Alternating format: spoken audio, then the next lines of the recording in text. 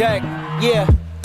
Don't ask me why again, we tried again and didn't feel the same. The plans was sniffing up the diagram. Winter overseas, I got some bags that need acquiring. We used to get cash, the checks bigger so they wire them. Plug talk, fuck the middleman, bring the supplier in. From Italy to Ireland. Generation of Wrestling Podcast. You are now rocking with the God. What's really good? Let's get it, GOW!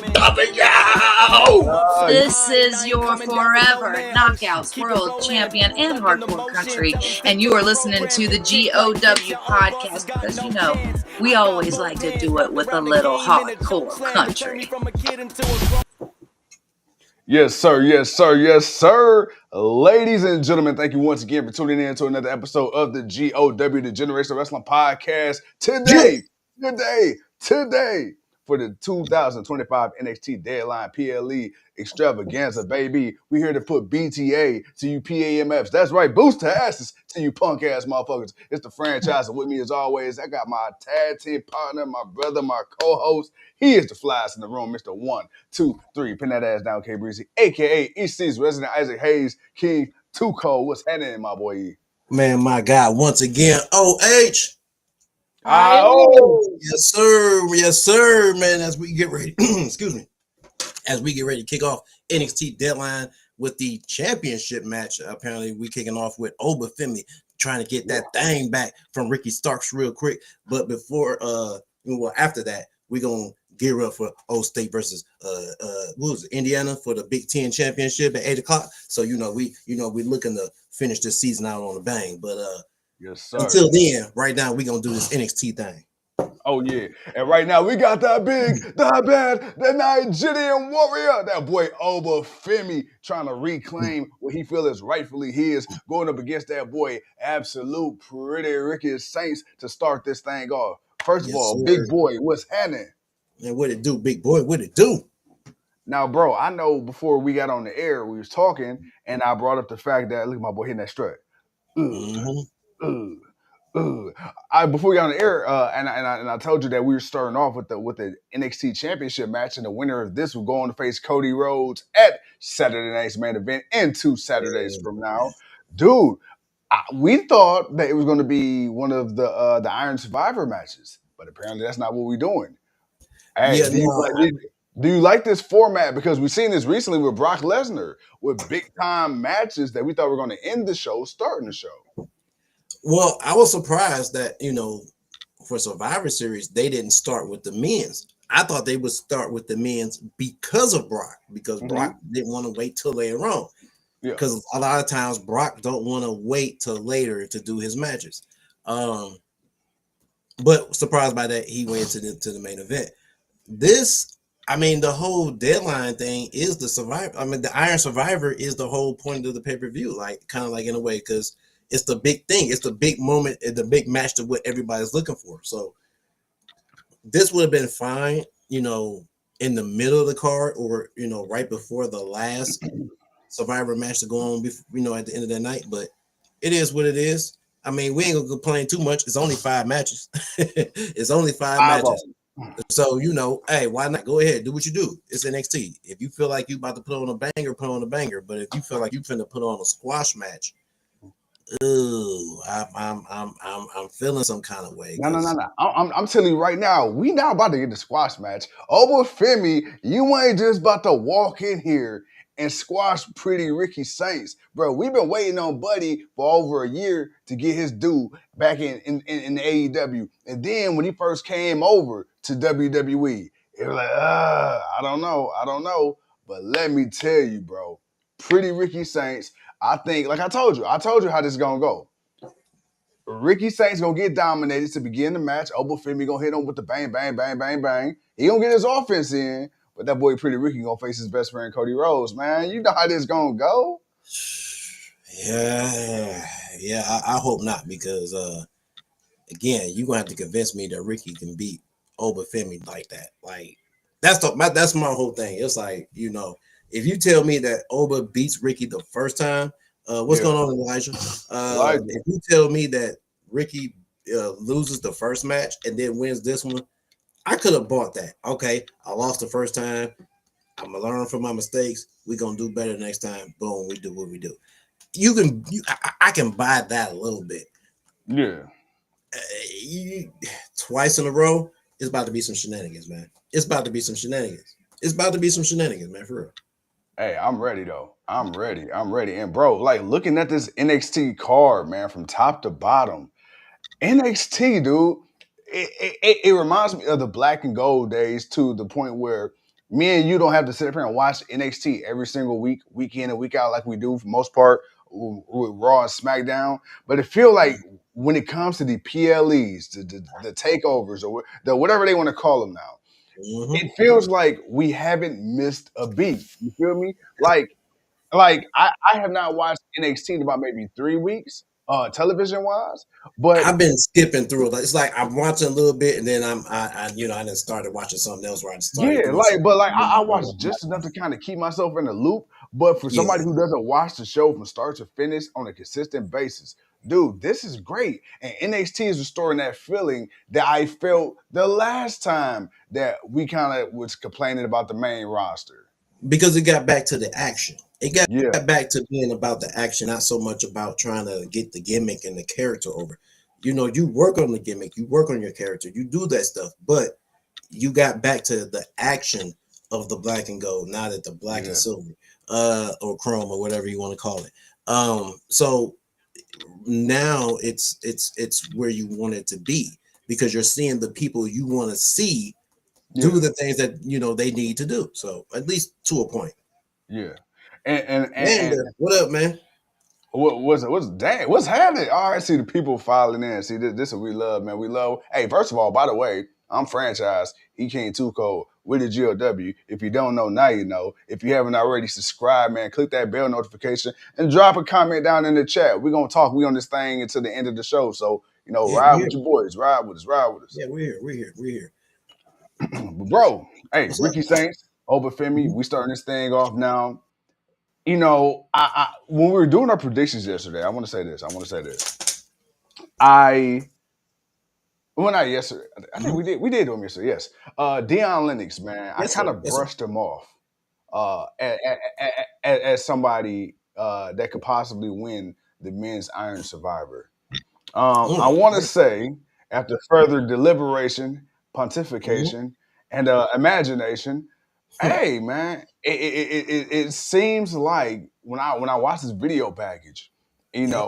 it seems like that NXT may have something in store for this young man down the pipe.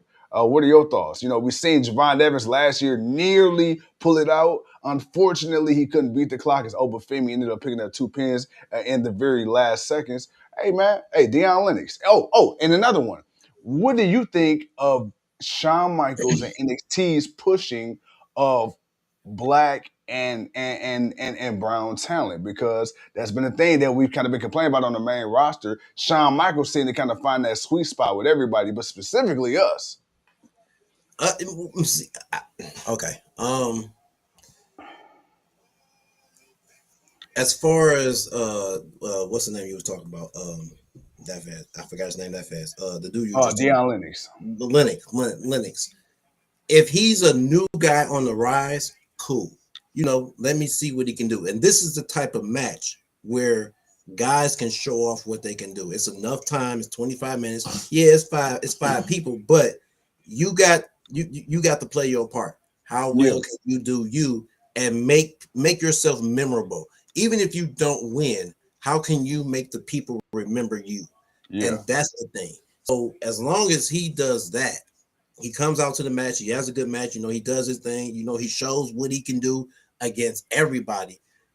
Hey, I think he'll be okay. yeah, Which is why I say this is where Shawn Michaels is getting that love because he's getting the same love that Triple H is getting.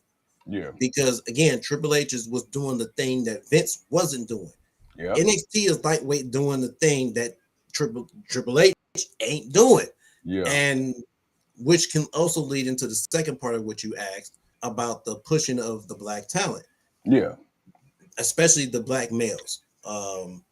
Now, for the main roster, I can't say they haven't pushed black women lately in the last few years. oh It was you had Sasha, she was kind of like being like really out there first, and then not first, but like most recently, outside of Jazz and my girl, my other girl Jacqueline, Jazz and Jacqueline, the few of them that's come in WWE and actually won the women's championship. Since them, you had Alicia Fox win the Divas Championship. Yep. Can't not mention her. And after that, the next person was Sasha. Then after Sasha, which was back and forth. Then you had Naomi, who had a run. You had Bianca, and then Bianca to me, and Bianca for me really was the only one that WWE pushed to the moon. Oh yeah. Like for that 3-year run that she was going to WrestleMania and winning the championship and whooping ass and being the EST of WWE. Like she was, you had never really seen them push someone like us that much. Yeah. For that long. Like I'm sorry, you can't give me another person before her. Yeah. That was pushed like her.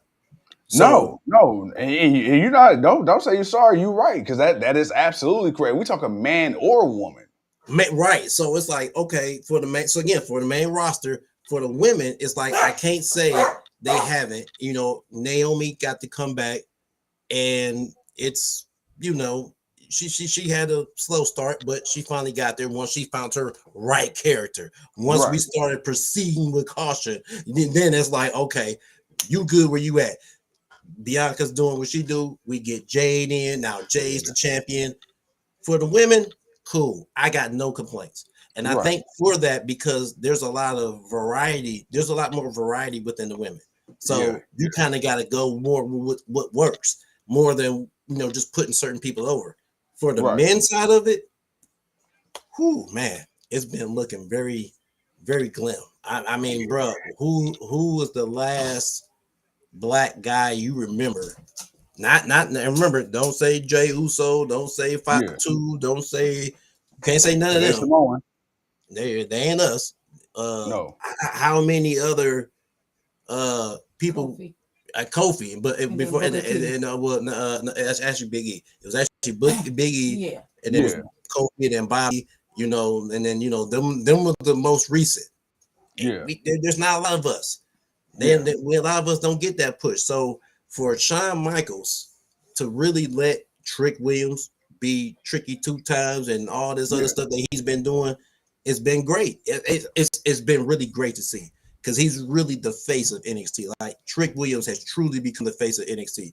Femi doing what he do, being that badass, that Nigerian warrior. Nigerian is Nigerian for okay, Nigerian warrior. So it's like him being taken serious the way he has and being presented. Hey, it's people want to see them on the main roster. People want to see them hit to the main roster. So the question is, do they know how to push us? I keep saying that. I keep saying I don't know, or I don't think that they. Oh no, let me rephrase that. I'm sorry. I don't have confidence that they know how to push us at the top like that. So what's crazy? I don't feel it. What's crazy? You and I, we've had this conversation for several years. I'm going to actually disagree. Well, I'm not even going to say I disagree. I'm going to say I have a counter to that, because I don't necessarily disagree. It's not that they don't know how. I think it's the wanting to, right?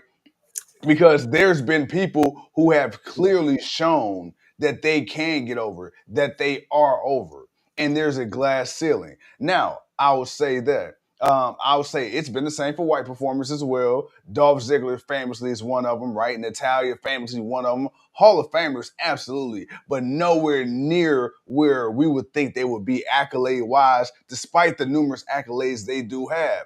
Now, with that being said, you do that with now talking about the black talent. You got to understand, and at the same time, this is big business, right? This is a corporate machine. So anytime you're putting somebody as the face, look at the NBA. Look at the NBA. Anthony Edwards, one of the greatest people at his early age, one of the greatest to ever lace up a pair of basketball shoes. But you know what? Here's the thing with Anthony Edwards. As of right now, you know why he won't be the face of the NBA? Like a LeBron James, like a Steph Curry, like a Kevin Durant? Because Anthony Edwards, if we keeping it a buck, is too much of a real nigga. You know what I'm saying? But he's out there though. But he's too popular for him. For your example, for him, he's out there. He's in every commercial. He's in everything. Like he's in everything that all of those guys are in. So but here's the thing. He's not their popular. He's the people's popular. He's the people's popular. Yes, he's the face in the people's eyes. But the NBA ain't pushing him like that. Okay, that's what matters. The people don't push him like that. But look at WWE. Look how hard people went for Kofi. Look how hard people go for Montez. Look how hard people went for Bobby Lashley. They were the champions in the people's eyes. They were the faces in the people's eyes. We knew what we wanted, but the company didn't see it that way. Okay. You know what I'm saying? And at the end of the day, when you're talking about, especially with pro wrestling, the bottom line, literally, look at who they push and what the demographic is. We got to understand, there's a lot of black wrestling fans. There's a lot of Latino wrestling fans. But when you're talking about them big money advertisements, when you're talking about the people that's got actual stake and money invested into this, who are you appealing to? You know, does a Montez Ford do that for you? Does a Kofi Kingston do that for you? Hell, we seen Tiffany. I'm gonna give you a perfect example. Tiffany Stratton. We love Tiffany to death. She had one of the longest and worst title reigns I've seen in a very long time.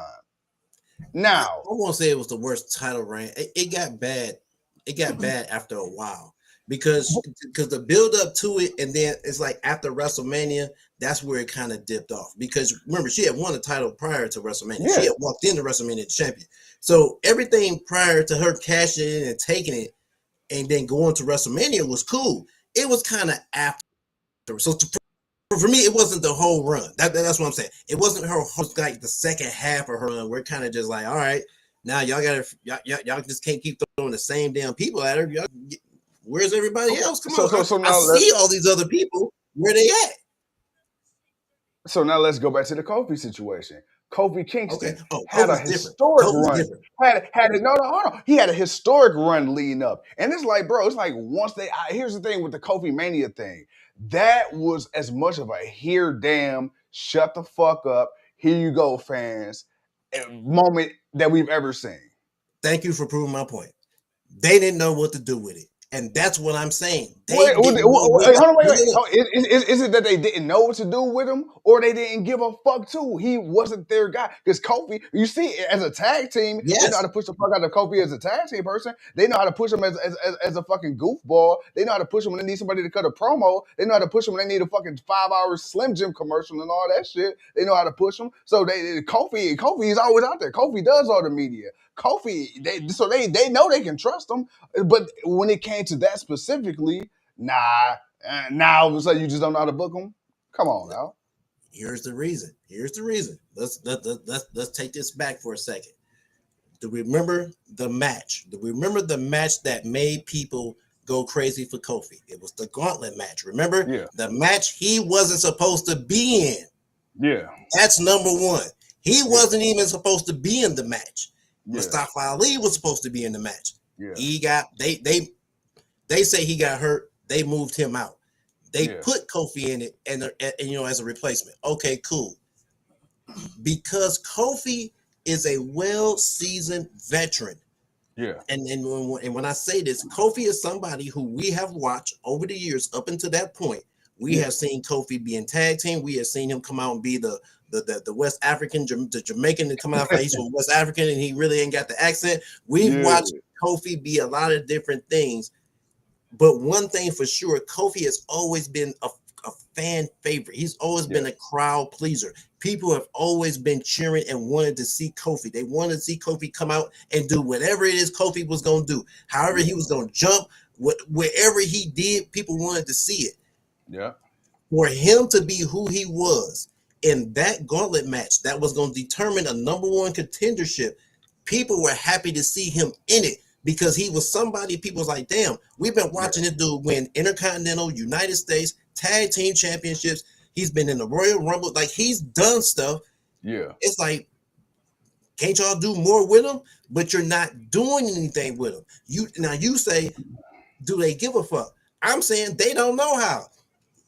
I'm trying to go away from just being racist all the time. Oh no, definitely no. No. Because in a way, you can't go away from that because that does play a part. But instead of just sticking to that, you know what? No, let me look at it from a little different lens. They don't know what to do with us. They don't know how. You don't know how to push us to make us look like us. You can't push us to look like you. You can't. You got to push us to be us to what the fans see. You got to let Kofi be Kofi, and you got to put that same energy behind him that you put behind other people. You got to do that for anybody that doesn't look white. You should have did that more for Damian Priest, because what the hell, man? This dude was dominating for 3 years, being all over WrestleMania and doing stuff. Okay. I got one for you. We don't even come back to it. I know I jumped over 2 places, but I wanted to prove a point, black or brown. It gets to a point with certain people. It's like, okay, we got this thing, we'll do it, but then, all right, well, you know what, we don't know what else to do with it after this. All right, you know, this is done. Or you know what, this isn't it. We don't know. They don't know what to do. They don't know how to do us long term like they do themselves. Here's why. Or people that look like them. I'm sorry. So I agree. I hear you, but here's why I got to double back. I got one word. Samoan. Because because here's the thing. You don't know how to push us. But you know how to push people that look eerily similar to us, and for the most part, even have our mannerisms in the way we talk. For example, Jacob Fatu, right?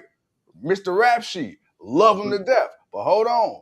Jacob Fatu, one would say, will be, I guess if you had to break down his background and his look, a stereotypical inner city African American, how we're labeled, right? So when you see Fatu coming up with the grill, and he got the locks, and he got the, the and the hat and the ski mask and all that shit. You know how to push a Samoan from fucking the West Coast in the ski mask or the Rap Sheet? You know how to push him? But you mean to tell me you don't know how to push Montez Ford? Stop playing with me. You know how to push him, but you don't know how to push Kofi? Come on now. Kofi is as clean cut Xavier Woods. Kofi is as Mr. College educated Xavier Woods, who knows how to play classical instruments. Come on now. And again, I'm not gonna disregard the racist part of it. I'm just not gonna hold it to 100% because even though you're right. Even though I'm not even saying you're holding it like that, but I'm just saying I'm not going to hold it like that. We're not going to hold it like that because, again, do we really have confidence that they know how to push us like that? Could you really give someone that type of push? And it's like, well, yeah, we saw it. They can do it with the women, but the women are different. Being sassy and all that stuff, that kind of comes with us. That's different. Oh, shit. What the hell? I told you. Yeah. Because I'm the only one. I'm the only one, baby. Yeah. Wow. Yeah, I told you. Okay. First of all, you can't convince me that Ricky Starks can beat Obafemi like that, man. Hold on, but you know what's happening? Ricky Starks getting called up. That's fine. Of course he is. Of course he's gonna get called up. But he was getting called up regardless. He was getting called up regardless. Again, my issue was you got to convince me that Ricky Starks can beat Obafemi like that without some shenanigans happening, and he cannot. I'm sorry, man. Nah, bro. You should have had Oba beat him the first time, and then Ricky Starks should have beat him. Now, then you could have did that. But if you're ready for Ricky to come up, then it is what it is. But I told you. I ain't gonna lie. I just knew Ricky was gonna kick out of that bad boy, and he didn't. I said, "Oh, wait a minute. Hold on. Oba. He's a Nigerian warrior. Obafemi. But I mean, think about it like this. If you look at the way that they push Trick and Oba for the past 2 years, 3 years. Let's go back 2-3 years. Mm-hmm. You know, you got to go back North American Championship reigns to NXT title reigns. Yeah. That's the most and best you've seen anybody like us be pushed in WWE at the top. Not just put out there as someone that's entertaining. Not just someone out there just to fill the space until the big people get out there. We want to be a part of the big people too. Even if you ain't, I ain't saying you got to put everybody in there, but damn, they got to be like 1 or 2 or 3 of us that I know is good enough to be able to be a part of that crowd. And that's the thing. That's what I'm saying. Like you got to convince me of that. So let me finish with the Kofi thing, then we can move on because you good, bro. But with the Kofi thing, and my whole thing with that was him, the fans seeing him go through the gauntlet match, him, you know, winning. It's like it's Kofi Kingston. It's like, dude, this is a guy we want to see win. We want to see him get this opportunity because we want to see what he can do with it. And it made sense. And then for them to not do that on purpose, that's the thing you got to remember. It was never on purpose for Kofi to go that long. It wasn't because, you know, he was a replacement. You could have used anybody else to finish that gauntlet match. It didn't have to be Kofi, but you saw the crowd reaction to when Kofi came out. And they called the audible on that, and they ran with it. And it was touch and go because Vince was kind of doing the same thing for that leader. He kept putting the New Day in different gauntlet matches, and it's like, goddamn, Vince, how many gauntlet matches you gonna put these dudes in? You got the tag team gauntlet match, then you got this Kofi going through another gauntlet match. There's another tag. It's like, dude, come on, man. But the build-up, right? The build-up was better than the actual run because after he got the title, Kofi never main evented none of the pay-per-views. Kofi was never presented as the face of the company. And I get it, but at the same time, dude, he was like one of the, he was so over. Like, dude, you saw the reaction at WrestleMania when he beat Bryan Danielson. Like, come on, man. People wanted to see that. People was happy to see him win. It was awesome. It was a change. It was a fresh air. That's like, yo, hey, dude, for years, why not? Why not? You put someone else in you would put a lesser person in that position and let them win and try to convince us that they're this and they're not, and we know they're not. Why not let someone who deserves it, who you really never really put in the opportunity to get like that? So to have all of that, and then for what we got after it, they tried, and they I'm sorry, man, they butchered that Randy Orton storyline. They had gold. They had gold in their hands, and they bombed with it.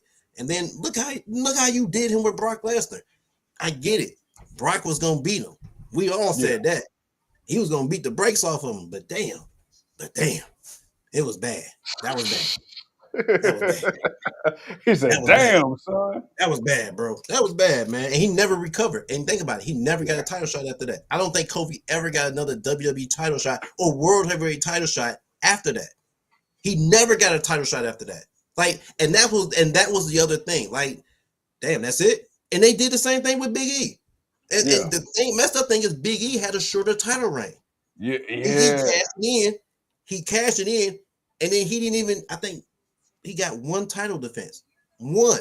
No, he didn't get one. He beat Bobby Lashley, and then he ended up fighting at the pay-per-view, ended up losing it to Brock Lesnar, so Brock can go lose it to Roman Reigns. He didn't even get a title defense, and then he never got back in the title picture before he got hurt. So it is partly, do you care? But at the same time, it's like, damn, do you know how?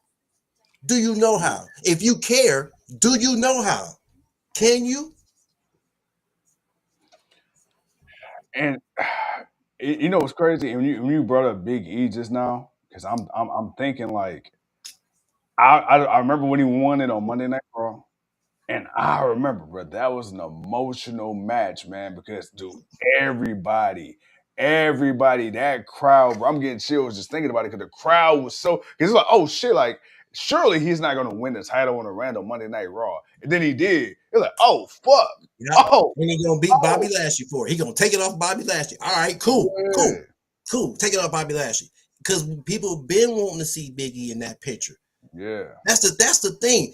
People been wanting to see these guys get this opportunity. That's why I say, man, why hasn't Xavier Woods gotten a mid-card title shot yet? Like, let this dude shine on his own. He got it. He can do the promos. He can do all that stuff, man. And he's not bad in the ring. You let lesser people win more than the actual good talent. And I get why. Because it's, for WWE, it's about your charismatic. It's about the entertainment. That's why I say it's world entertainment with some wrestling. You gotta be you got to be entertaining, and you have to be entertaining. Don't get me wrong, you do. But god damn it, why stop forgetting the wrestling part? Stop forgetting the wrestling part. He said, "Stop it, god damn it." Big Boy says, by the way, y'all cooking with the convo. Hey, man, look here, Big Boy. You know, every now and then, man, we got to have that talk, man, because that's the problem. It's an issue to have the conversation because it's a conversation people really don't sometimes feel comfortable with having, and they don't want to be reminded of certain things. But, bro, let's get past. You can't tell us to get past it when it's like, bro, we can't get past what you ain't trying to hear and understand. Sometimes, and it ain't even like we're trying to. That's why I say it's not like I want to just say it's just all racism or you just hate us. No, that plays a part. It plays a part. I can't never say it don't play a part, but I got to ask other questions. I got to know other things. Like, man, like even if y'all did, do you really have confidence that you can do it? Yeah. And that's the thing, you know, and not, bro, you hit the nail right on the head. You know, and ignorance truly is bliss because you don't know what you don't know. And ignorance isn't always a malicious thing, you know. Like I say, you know, you don't know. Like me, I couldn't write a movie script right now about, you know, somebody living in the Hollywood Hills making, you know, 7 figures. I just couldn't. I can't relate to that. You know why? Because once upon a time I had to choose between a Happy Meal and a pig feet. So you know, you know, one of us ain't writing that script. Man, not at all. Hey, let me tell you, bro. I'm gonna have my movie and shit. They gonna be looking like what? Tilapia. No, we don't eat that shit. Yeah, what the hell? That's poor people fish. Tilapia. They think that's fancy. Hey. Yeah, you think tilapia is fancy? Yeah, this nigga's poor people. Like, honey, look, he went to a charter school. You stupid, not a charter school. Oh, look at him. Hell no. Oh shit. I can't with you, man. You think he's elevated? Oh man, that's crazy, man. Oh shit. He wants a world title. Oh man, Hank and Tank is the IWGP World Tag Team Champion. Oh no, Get the fuck out of here, bro. No. I'm sorry, the GHC. Oh. They're the GHC Tag Team Champions. All right, bet. I like that for them. I like that for them, man. But hey, but again, we just want to see it across the board evenly, man. But again, and that's why I brought up Damian Priest, because it's like, bro, and I brought him up specifically because I wanted to talk about him yesterday, but let's talk, bro. Everything else. But yeah, bro, it's like, dude, what? Why is it hard to find something for him to do, man? Like, bro, I told you when he went back over to Raw, it was like, bro, he felt big time again. Yeah, he felt like Damian Priest. I felt like the Damian Priest that I remember that was going after the WWE World Heavyweight Championship. He felt like that dude again, even if it was just for that moment. He felt like that dude.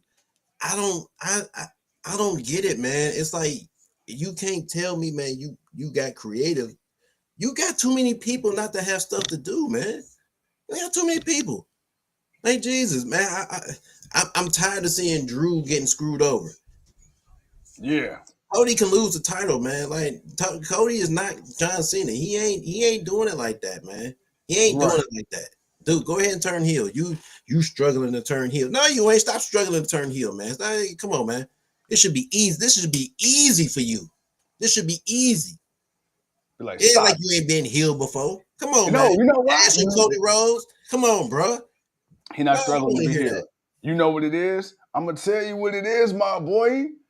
He already told you, he want to be John Cena. Why you think this man in AEW, bro, he was heel for a split second.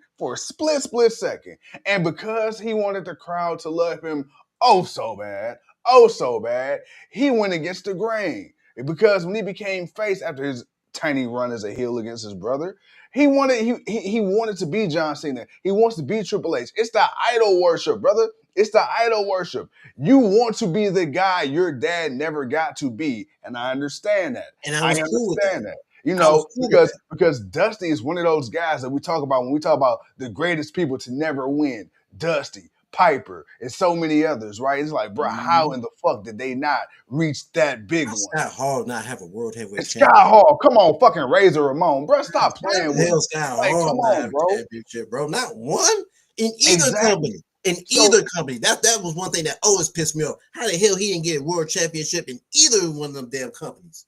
Yeah, so Cody damn near, sold his soul to get where he at right now. Because you know what? He's seeing John Cena's leaving out through the door. Right now is the perfect opportunity. And it's like WWE, they need that person that, yes, sir.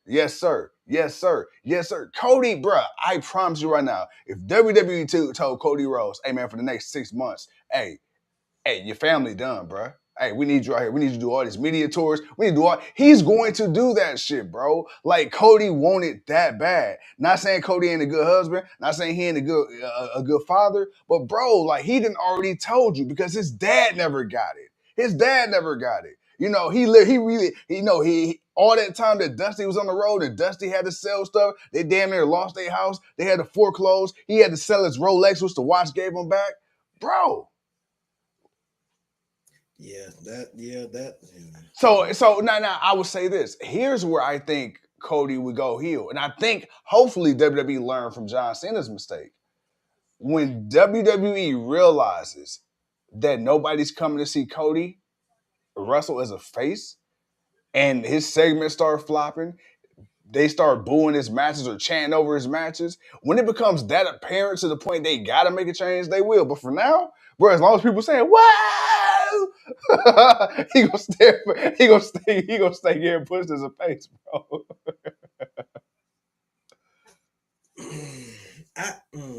Okay. I mean, damn. I don't know if that's gonna happen, man. Because the fans keep acting like they love Cody and they want to see him.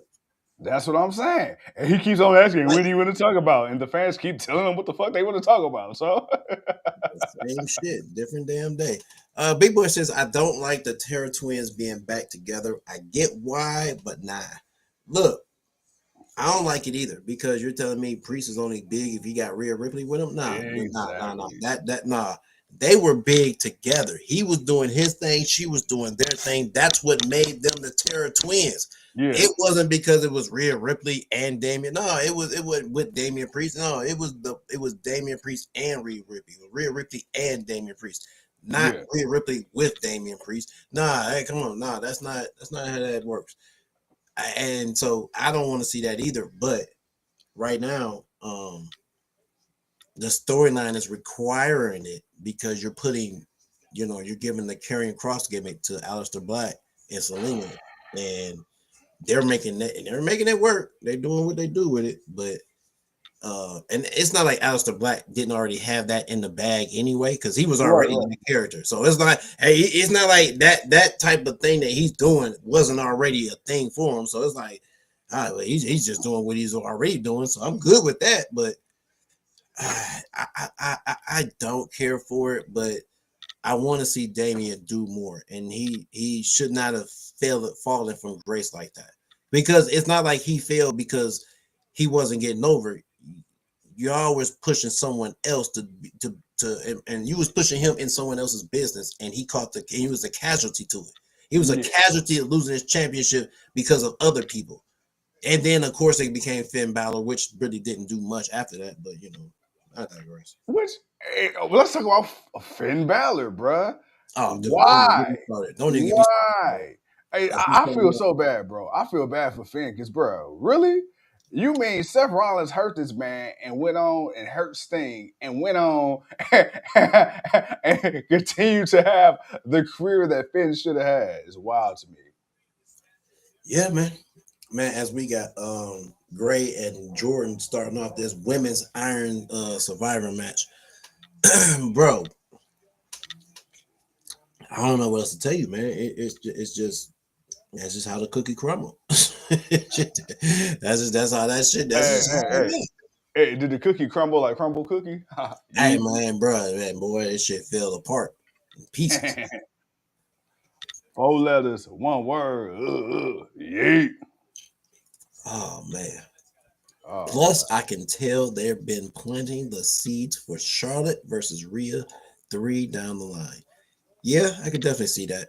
You know what? Let me say something. Oh, I'm so glad y'all said that. Hey, okay. So I thought about this the other day when I seen Charlotte and Rhea in the ring together. Mm-hmm. Bro, I was so pissed. We were so pissed when Rhea was the NXT Women's Champion, fought Charlotte Flair at WrestleMania, and lost. Pissed. Absolutely, utterly fucking disgusted. I will say this, and this is one of those Vince McMahon decisions and one of those WWE decisions. They were absolutely 100% right.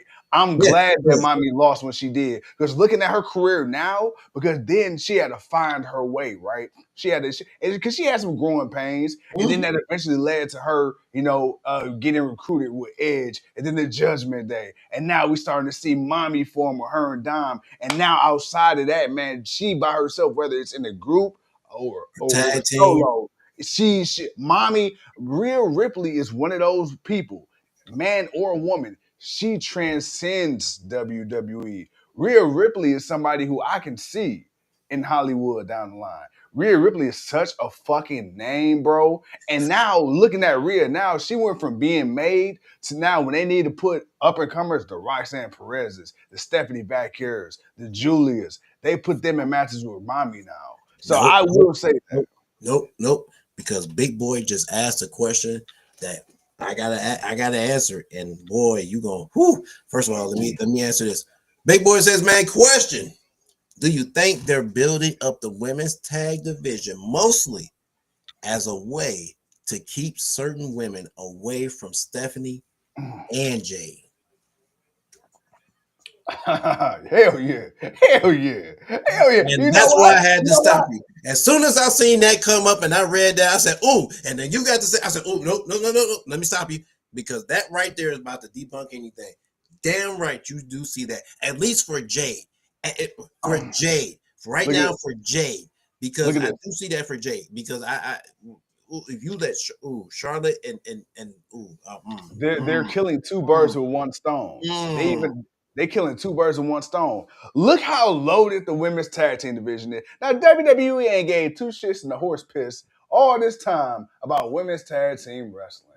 They ain't give no fucks. You putting your top women who have made their name by not getting along with others and being solo acts. You know why? Stop playing. You know why. And all of a sudden, now we got star-studded tag teams in the women's division. Bro, the women's tag division is pissing on the men's tag team division.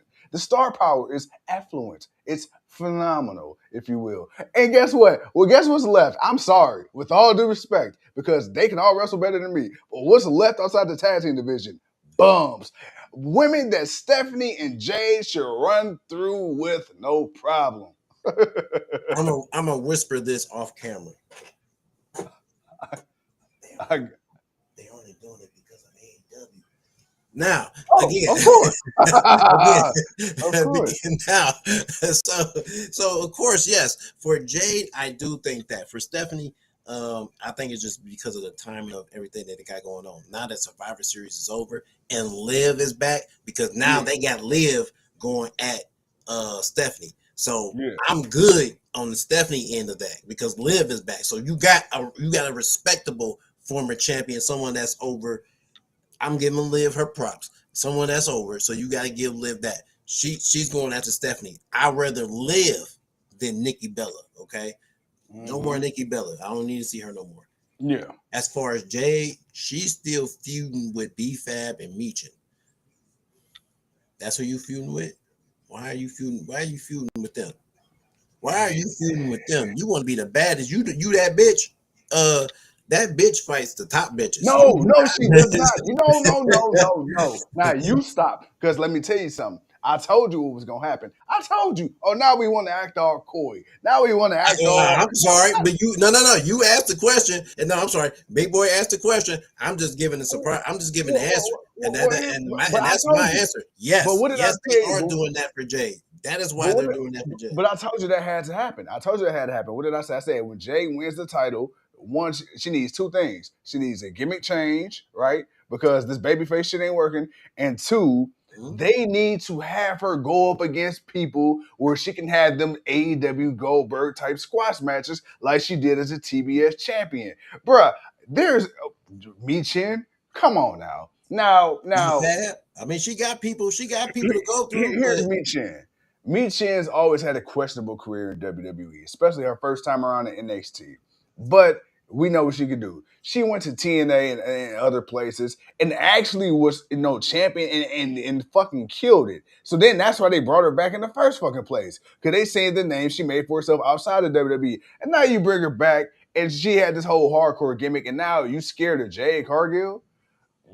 B-Fab, you damn near the same size as Jay. You scared too now all of a sudden? So now everybody's just scared. And that's because, bro, you gotta think about it, man. You act like Michin was ever gonna be that chick. She was never that chick. They didn't have that. Again, WWE signs people, man, just so competition don't have them. That's all that was, man. They signed her away from TNA because they saw what it was, and then until they decided to partner with TNA, it's like, you know what? We could partner with them and take their talent easier by having them come on our show. Yep. Wink, wink. But for her, it's like at that point in time, it was like, nah, we gonna get her up out of there. But you think about it though, Naomi, that was different because Naomi was the same way. You could kind of say that for her, but Naomi was more of a fan favorite though. That's the thing. Naomi was actually over with people. Naomi had the glow, and people was fucking with the glow. So yeah. You can't deny that, and you just need to let her be herself, like they finally let her do. And it's just unfortunate, man. We got to blame Big Jim because Big Jim didn't proceed with caution. You know what I'm saying? He's shooting up the place, and now we got to wait 9 months to a year before we proceed with caution back on the screen. So how dare Big Jim want to procreate? Man, how dare he, man? But we understand why. We understand why, my boy. Yes, sir. But yeah, man, Jade, yes, big boy. To answer your question, they are doing that because right now they need Jade to have a respectable run, so she needs to beat a few people up. I think eventually Tiffany may come back, and then she'll beat Tiffany, and then it'll go from there to other people. Yeah. Now the question is, how long?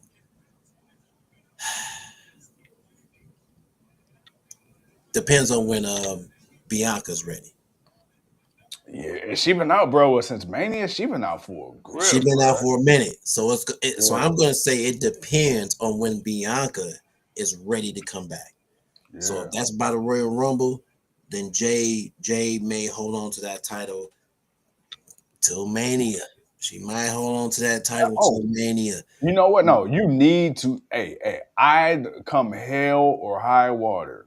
But she got to fight some people leading up to it. You can't fight all the bums leading up to going into Mania, thinking I'm about to believe you hyping up to be. No, you got to fight through Charlotte. You got to fight through Nia Jax. You're gonna have to fight through Alexa Bliss and all these other women. You have to fight through some of these women. I think she will, and she ain't got no choice. Well, there's no choice. She's got to. She has to.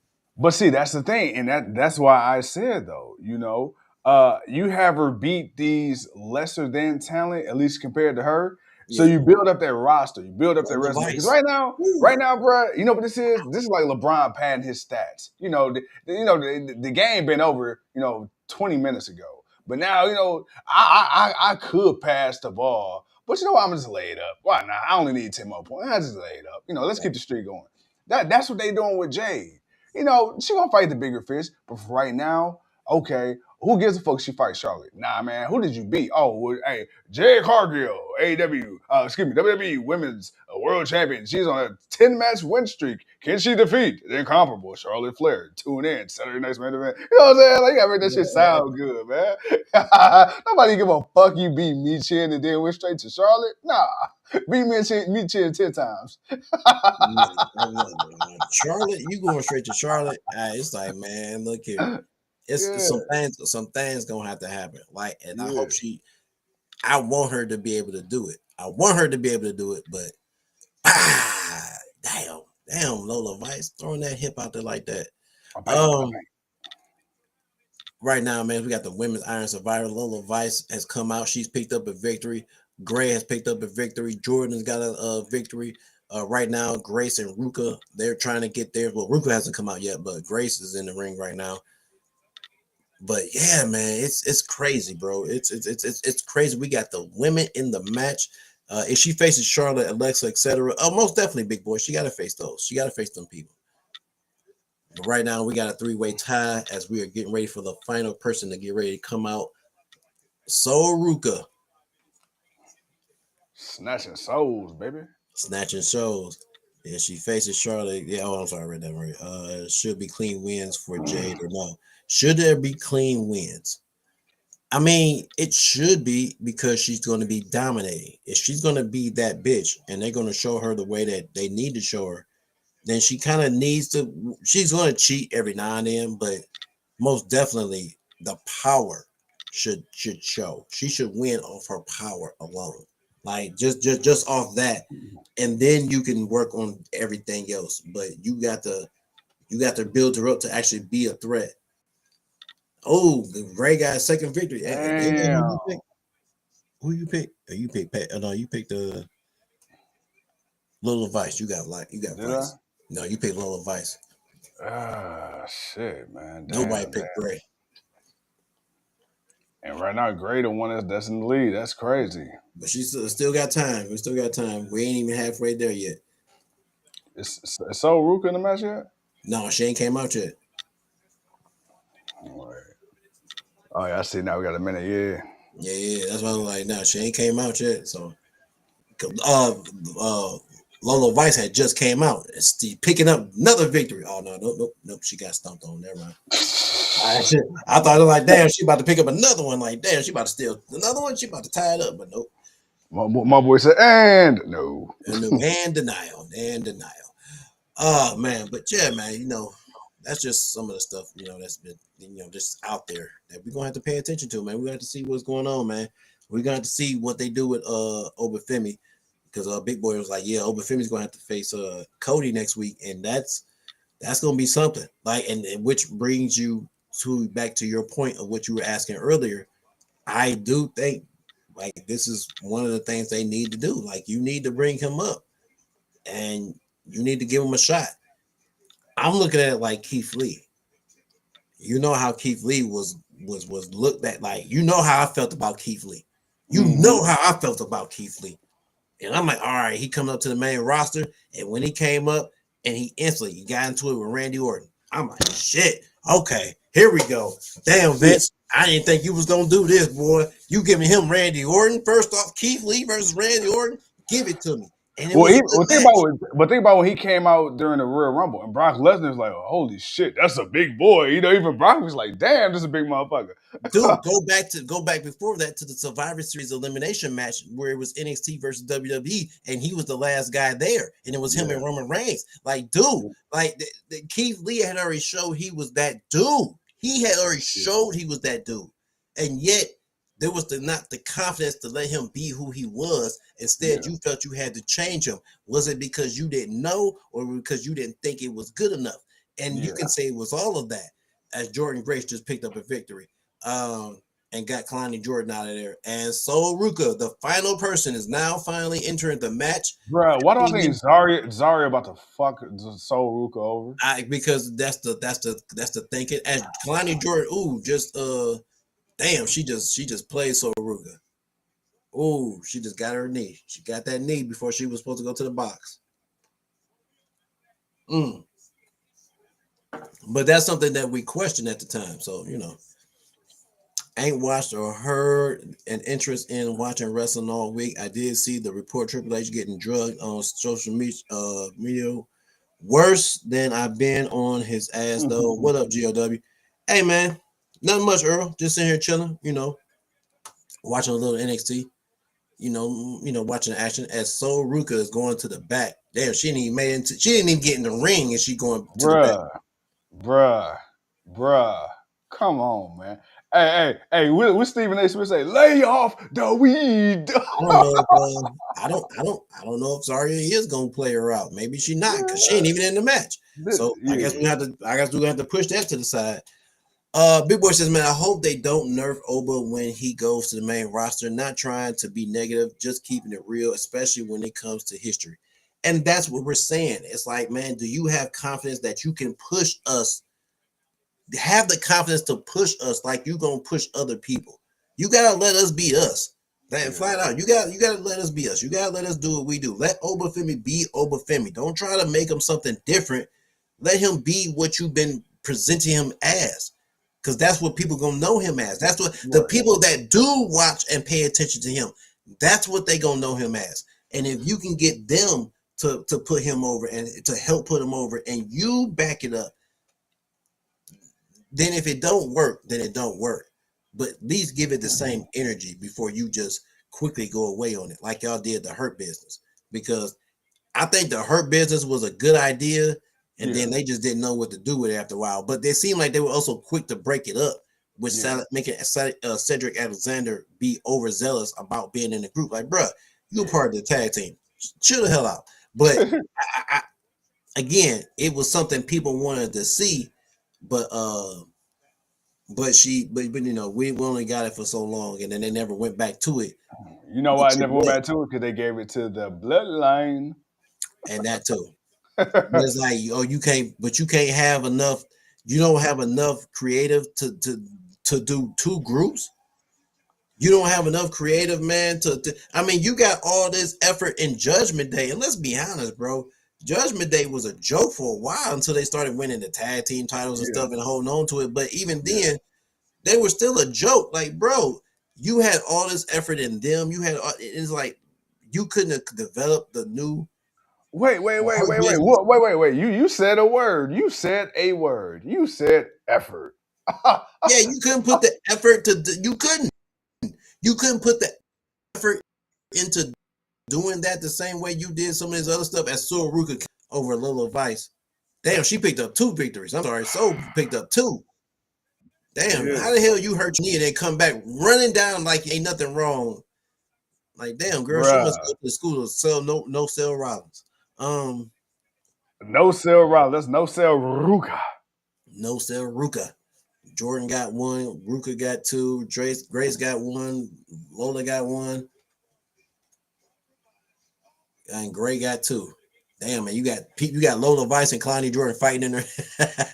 And they both fighting in the damn box. Hell yeah, I'll be whooping ass too. Why not? We ain't gonna stay here and do nothing. I'm about to whoop your ass. Oh man, I don't know, man. We gonna have to wait and see, man. If Obafemi, my thing is, will Oba look good losing to Cody next week, or will Cody lose to Obafemi? Like, can the NXT champion go on at Saturday night's main event, come out and beat the champ? Bruh, you think Obafemi without Drew McIntyre interfering? Bruh, you think Obafemi about to beat Cody Rhodes, the guy who beat Seth Rollins 3 times in a row, 1 time in the Hell in the Cell with a torn pec? Hell nah. I mean, you gonna have to convince. Look, if I just said you had to convince me Ricky Starks can beat him twice, how the hell Cody gonna beat him with a Cody cutter? You got nah, man. Get out. Get the hell out. Get out of here, bro. Get out of here. Get out of here, man. Nah, bro. Nah, man. I ain't buying it, bro. I ain't buying it, man. Ain't no more of that BS. Nah, bro. You gonna have to. You got to come right. Certain people, man. Certain people. You gonna present them a certain way, dude. You got to stay committed. Yeah. Not saying they can't never lose, but shit, you can't have them be so dominant and all of a sudden they just taking the worst ass by the smallest person ever. Come on, bro. that don't. I get it sometimes, but Rey Mysterio ain't never get it like that. Ray ain't never get it like that. Ray can't get it like that. I know nobody else is getting it like that. Get out of here with that, man. He said, "I've seen this movie before." Man, dude, a bunch of times, honestly, with different people outside of Ray, different people. Great, picking up another one. Ref, you on some BS, ref, because Kalani was late. She was late. Yeah, she was late. Yeah, she was late with that. That ref is an idiot, dog. He gave up that count before she even. Yeah, she was there. Nah, that's BS. All right, we got 4 minutes left as we are at the 21-minute mark. We got 3 women tied at 2. We got 2 women tied at 1. And Jordan Grace has got to go into the penalty box, even though the clock has been going down and she just now getting in there. Nope, she tried to jump over Sol Ruka, but slipped and fell.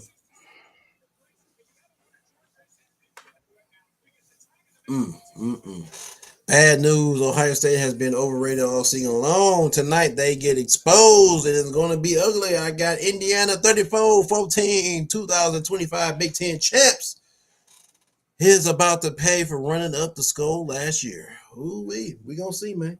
What up, mama? What up, mom? We gonna see, Earl. It's 8:05. The game is about to start, so we about to see, man. We about to see. Kalani Jordan, she's trying to, break the tie. She's got 3 minutes. All right, clock running down. Oh my God, I don't like this. Like, come on, man. This is stop. Yeah, very much so. Come on, Lola. You ain't that knocked out. You come on now.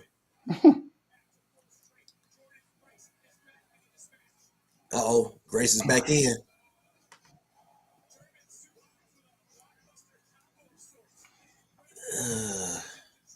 All right, now they about to rush, so now it's about to just be whatever.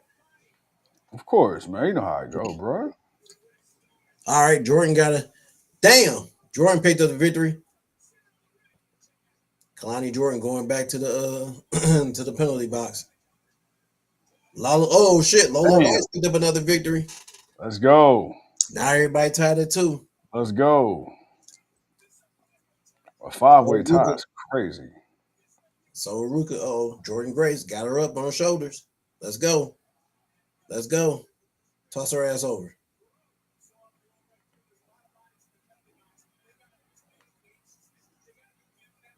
I ain't miss with that wild ass. Come on. I mean, oh man, come on. I don't want to be nitpicky. Come on, y'all. Don't make me that way. Don't make me this way. I don't know. You got a fight going inside the box. You got a fight outside the box. And we got about 1 minute and 10 seconds left before there's a 5-way tie. Crazy. And just for a reminder, I got Grace, you got Ruka, you got I'm sorry, hold on, let me repeat that. I got Grace, Junior got Ruka, Allie got Vice, and you got Vice. All right. So we gonna see what this do. And the winner gets 2 extra points. So it'll be 3 points total all. Soul Snatcher. Since we only went with one person instead of doing multiple. You said you want to do 3? Yeah, we had 3 points for it. Why not? We don't, normally for matches like this, we usually pick 1 or 2 different people, but I figured we'd just go with one person. Kalani Jordan, she's going up top. She's going up top. Ain't nobody gonna win. And nobody win because Kalani about to take it. No, Jordan. Come on, Jordan. Oh shit. Oh, damn it. She pulled Jordan. Damn it. God damn it, you bitch. You bitch, you. Oh, Gray. Oh, it's Gray. It's Gray. 1, 2, 3. Damn, she got it. Hell no. The Evolved champion got it. Wow. And it's over. Damn, wow. And she got it. Wow. None of us got it. Okay, we all walked out a loser on that one. Well, damn. The Evolved champion. Of course, Jordan Grace and Kalani Jordan fighting outside again. Jeez. So Ruka got a bad knee. All right. Hey, Booker T took the words right out of my mouth. You gotta be kidding me. Actually, I'm not surprised. She was the champion. I didn't think she would win it because she was the champion. Normally, a champion in a match like this don't win. So the fact that she won, I'm actually not mad at it. Yeah. Hey, I can't hate on it, brother. No, not at all. Not at all. Not at all. I cannot hate on it. Wow, that was a damn. Okay. Sheesh. If it wasn't Kalani, I thought, oh shit, Jordan got it, but it's like, nope. Fuck you, not that. No, not that. Yeah. Ah, jeez.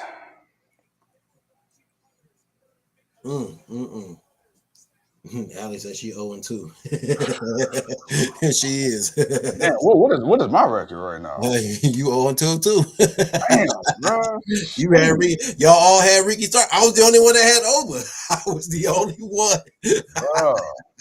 I was the only one who went with Oba Femi. Me and Big Boy. Me and Big Boy was the only two people who said Oba Femi. Everybody else was Ricky Starks. Oh man. Hey man, I thought I knew better. Shit, I tried, man. Shit, dude. Hey, okay.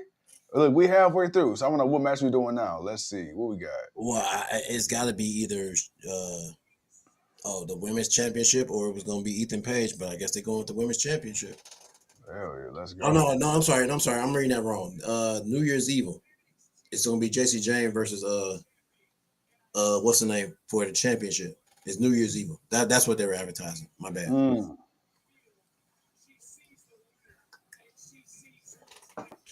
Gray versus Jane. Champion versus champion. All right. Let's get her done. Right. They're probably going with Ethan Page after this. Oh yeah, right. Because he got to fight. What's his fucking name? Iguana.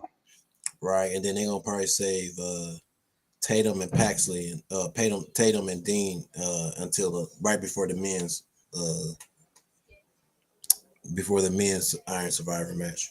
You know what? That makes sense.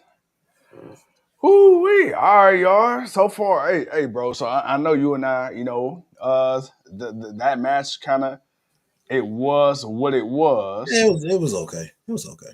It was all right. It picked up after it. Once Soul Ruka got into it, then it was like once she came out, it was like, all right, then it picked up. But it had a sloppy moment, but it was decent. It was very decent.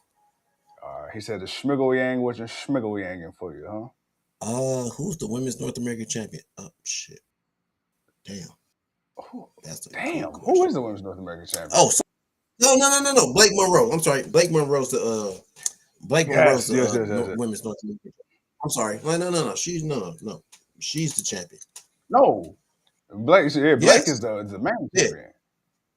Huh? No, she's not. JC James. Yeah, bro. James is the champion. Blake Monroe's the North American champion. Yeah. You're right. Jeez Louise. Man. Bro, trying to keep up with all this shit. My God. Man, who you telling? Oh, the game just started, second quarter. We up 12. OH. IO. Let's go, Earl. By the way, hey, this for Indy. All right, man. I was talking about the Cavs. I wasn't talking about OH. I was talking about them. Yeah, I was talking about that. They have. Well, guess what? It's still fuck Indy. Fuck the Pacers too. Right. No, we playing the Warriors. No, I know, but I just feel like saying fuck Indy because of Earl. Oh, Indiana. Yeah. I got you. Fuck the Warriors too. My bad. No, you good. Hey, watch this. Hey, who is this? That's funny. You stupid.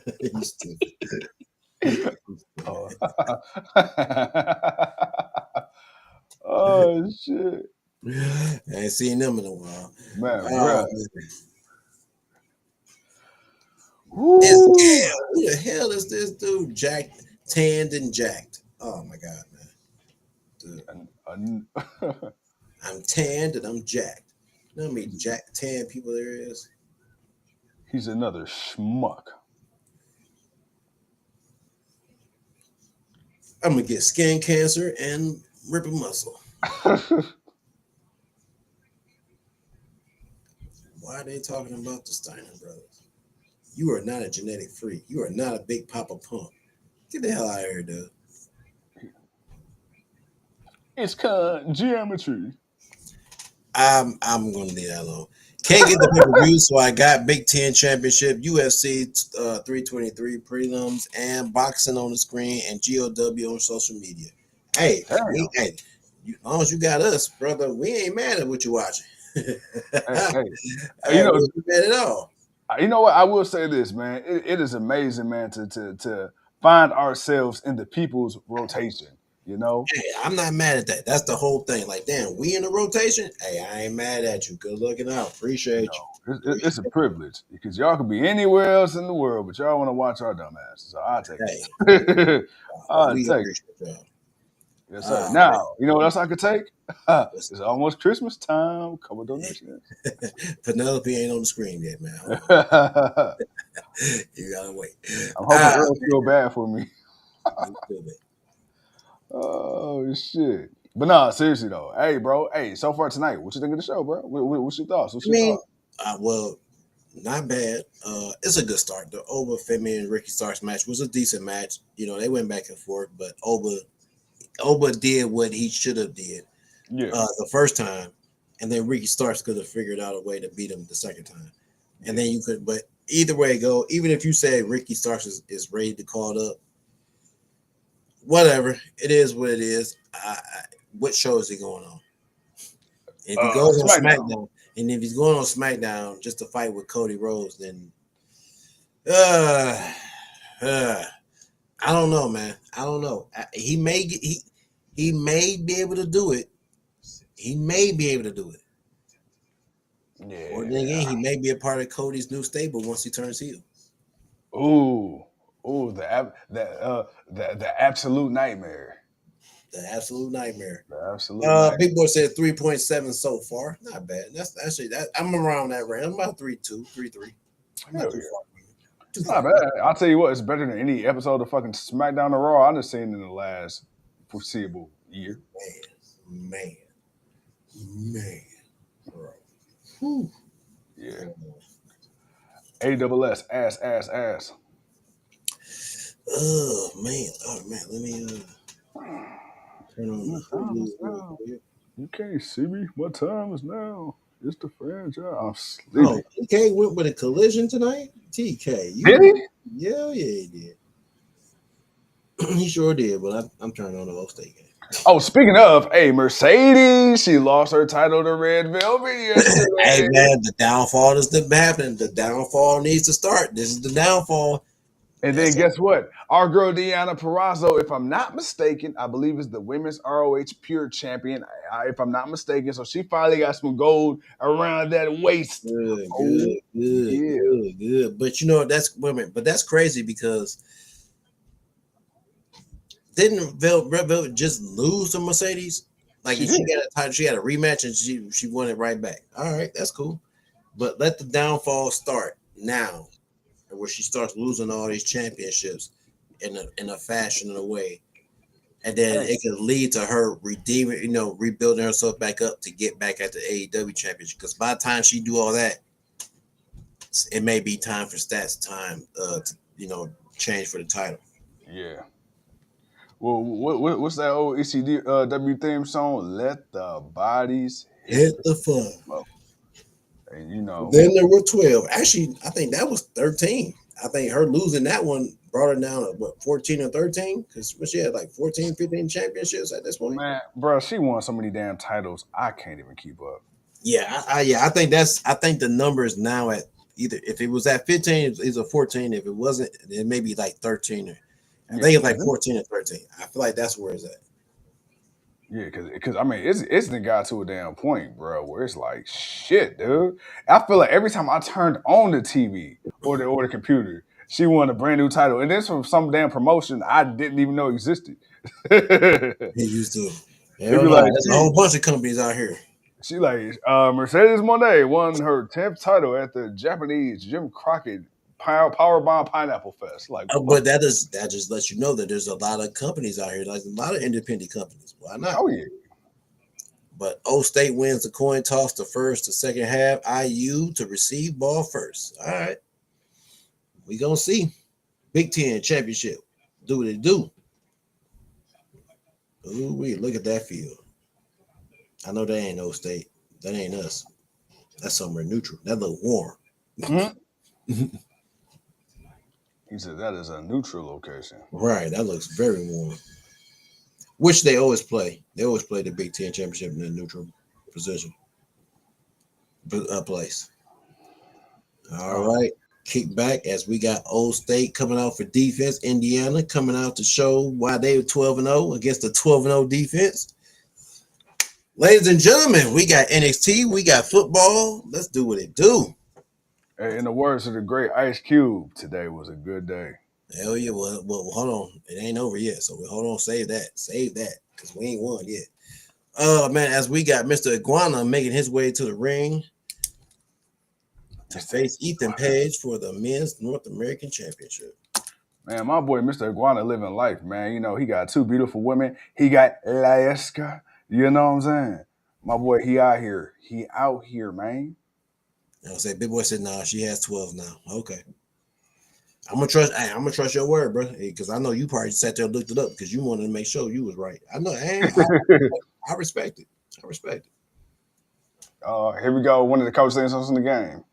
Ego. Hey. Damn, who the hell laying down now? It was just the first play. That's the quarterback. Wow. Oh shit. Damn. Uh-oh. It's a wrap. Who hurt? We hurt? No, it's their quarterback. Oh, I mean, not that we want anybody to be hurt, but thank God. It wasn't even. It was kind of like a hold up thing, but come on, man. Why is NXT? All right, I'm gonna go back to that later. Hey, it's ego. Hey. All right, the champ is here, ladies and gentlemen. All ego, Ethan Page going up against Mr. Lizard Boy. All right, who we got? We all got Ethan Page, man.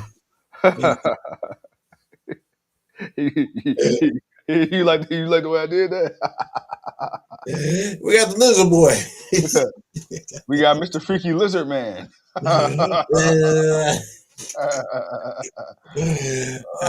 man. Oh man, what the hell? My TV just kicked me out. Come on, man. What you doing? You know what's crazy? I can't even say it's just your TV because, man, my damn my phone, my Peacock been jacking up a little bit. Okay, so it ain't just me. Good. I just want to feel like it was just me. All right, man. We got Ethan Page, the self-proclaimed tightest tits in the game, man. I never let that motherfucker live that shit down, bro. Like that's a hell of a claim. Yeah, I got the tightest tits in the game. Like what? Hey man, I forgot about that. I didn't, bro. Cause that's it right up here in my Mount Rushmore. What the fuck comments like any man with 2 hands got a fighting chance? Like that just live rent free in my head, bro. I got the tightest tits in the game, baby. Hey, bro. Hey, look. Next time I go to the gym and I'm on like a super heavy workout, bro, I'm just flexing the mirror and I'm just tell the nearest bitch next to me, I got the tightest tits in the game. She gonna look at you and get the fuck up and walk away, bro. Earl, it wasn't a late hit. They were running towards each other, and he tried to hold up. They just collided, and he fell. You know what that was? That was a sign that you shouldn't be playing OH. I-O. And with that being said, we hope he okay. Yeah, we do. Oh man, we don't want no unnecessary excuses. Nah. And you know, I'm joking. You know, but dude, hey, I ain't gonna lie. Is it me or have people been getting fucking crunched this year, dude? On the NFL side, I'm like, bro, that injury report is ridiculous. It is, and it's messed with my fantasy because I got my ass whooped this year. God, I took a ass whooping in fantasy this year, boy. I swear. Woo-wee, man. You know, I'm playing like the Clippers. Man. The ball was gone, but they were still running towards each other. It was just the last second. By the time he threw it, and by the time he had to run up and dude had to try to hold up, it was bam. It was run on. He got back into the game, Big Boy said. So he good. It was just a wild hit. But yeah, bro. I don't have confidence in that. Oh man. Oh, bro. How did we not talk about this? TNA got a new TV deal, man. They got a new TV deal. They are officially going to be on AMC. Now, again, a lot more people got AMC than they do Access TV, but AMC is still, you know what? I can't say that because WWE at one point in time was on Spike TV. So you know what? I'm going to. That's different. That's WWE. Anybody would have you. That's the reason why USA signed them back, because USA saw that dip. Yeah, saw that dip on that Monday night ratings. Like, oh shit, damn. Nah. Run your asses back this way. Well, we need that back. Now they saw that dip in that ratings and what people was watching on Monday, because you was already losing to Monday Night Football with wrestling. They took that shit off, right? So you're gonna lose double. You're gonna lose quadruple time. Now the question is gonna be, how many of these WWE people gonna actually watch TNA? All these people who claim in TNA is the second best company, it's gonna be this, it's gonna be that. Okay, I hear you. I'm not gonna disregard it. Not saying it's not gonna put some respect back on this thing, but are you going? How many of y'all gonna actually watch it? Yeah. How many of y'all gonna actually sit there and watch it and support it like you need to, like you say you do, because y'all ain't doing it now. Y'all damn sure ain't doing that now. What Bryan Danielson say? Daniel Bryan say fickle. Very fickle. Fickle. All right, he's going, dropping back. Bam, get him, sack. Yeah, let's go. Sack his ass, 4th down. Let's go, baby. Let's go. Pump that ball. Let's go, Earl. Let's go. Oh man, by the way, shout out to our boy, man, Leo. We ain't seen him in a while, but according to social media, our boy, man, he getting slim and trim, looking like Mr. Him. Yeah. He about to be out here bagging all the baddies. Yes, sir. Yes, sir. He said, "Hey, baby." He said, "I got enough in my bank account to take you to an AEW first row. Get your ass in the whip." Right, boy. I'm a correspondent, baby. You ain't know. Yeah. I'm sitting on GOW checks for the last 7 years. That back pay gonna be crazy. Oh man. Oh shit! One day. Not Monday, but one day. Right. Not soon, but one day. Raw must have did a bad rating this week because they weren't even in the top 5 or top 10, I think. Which I'm not surprised, because I mean, people ain't really been feeling the show anyway. Speaking of bad, what do you think of Freddie Prinze Jr., man, alleging that ESPN is not happy with the way things have turned out so far in this deal with WWE, especially considering they expedited their debut by months? That's the problem. You expedited their debut. And that's what you shouldn't have did. Yeah. You should have let them continue putting out what they were putting out right now. Yeah. And then waited until January to see if it was necessary.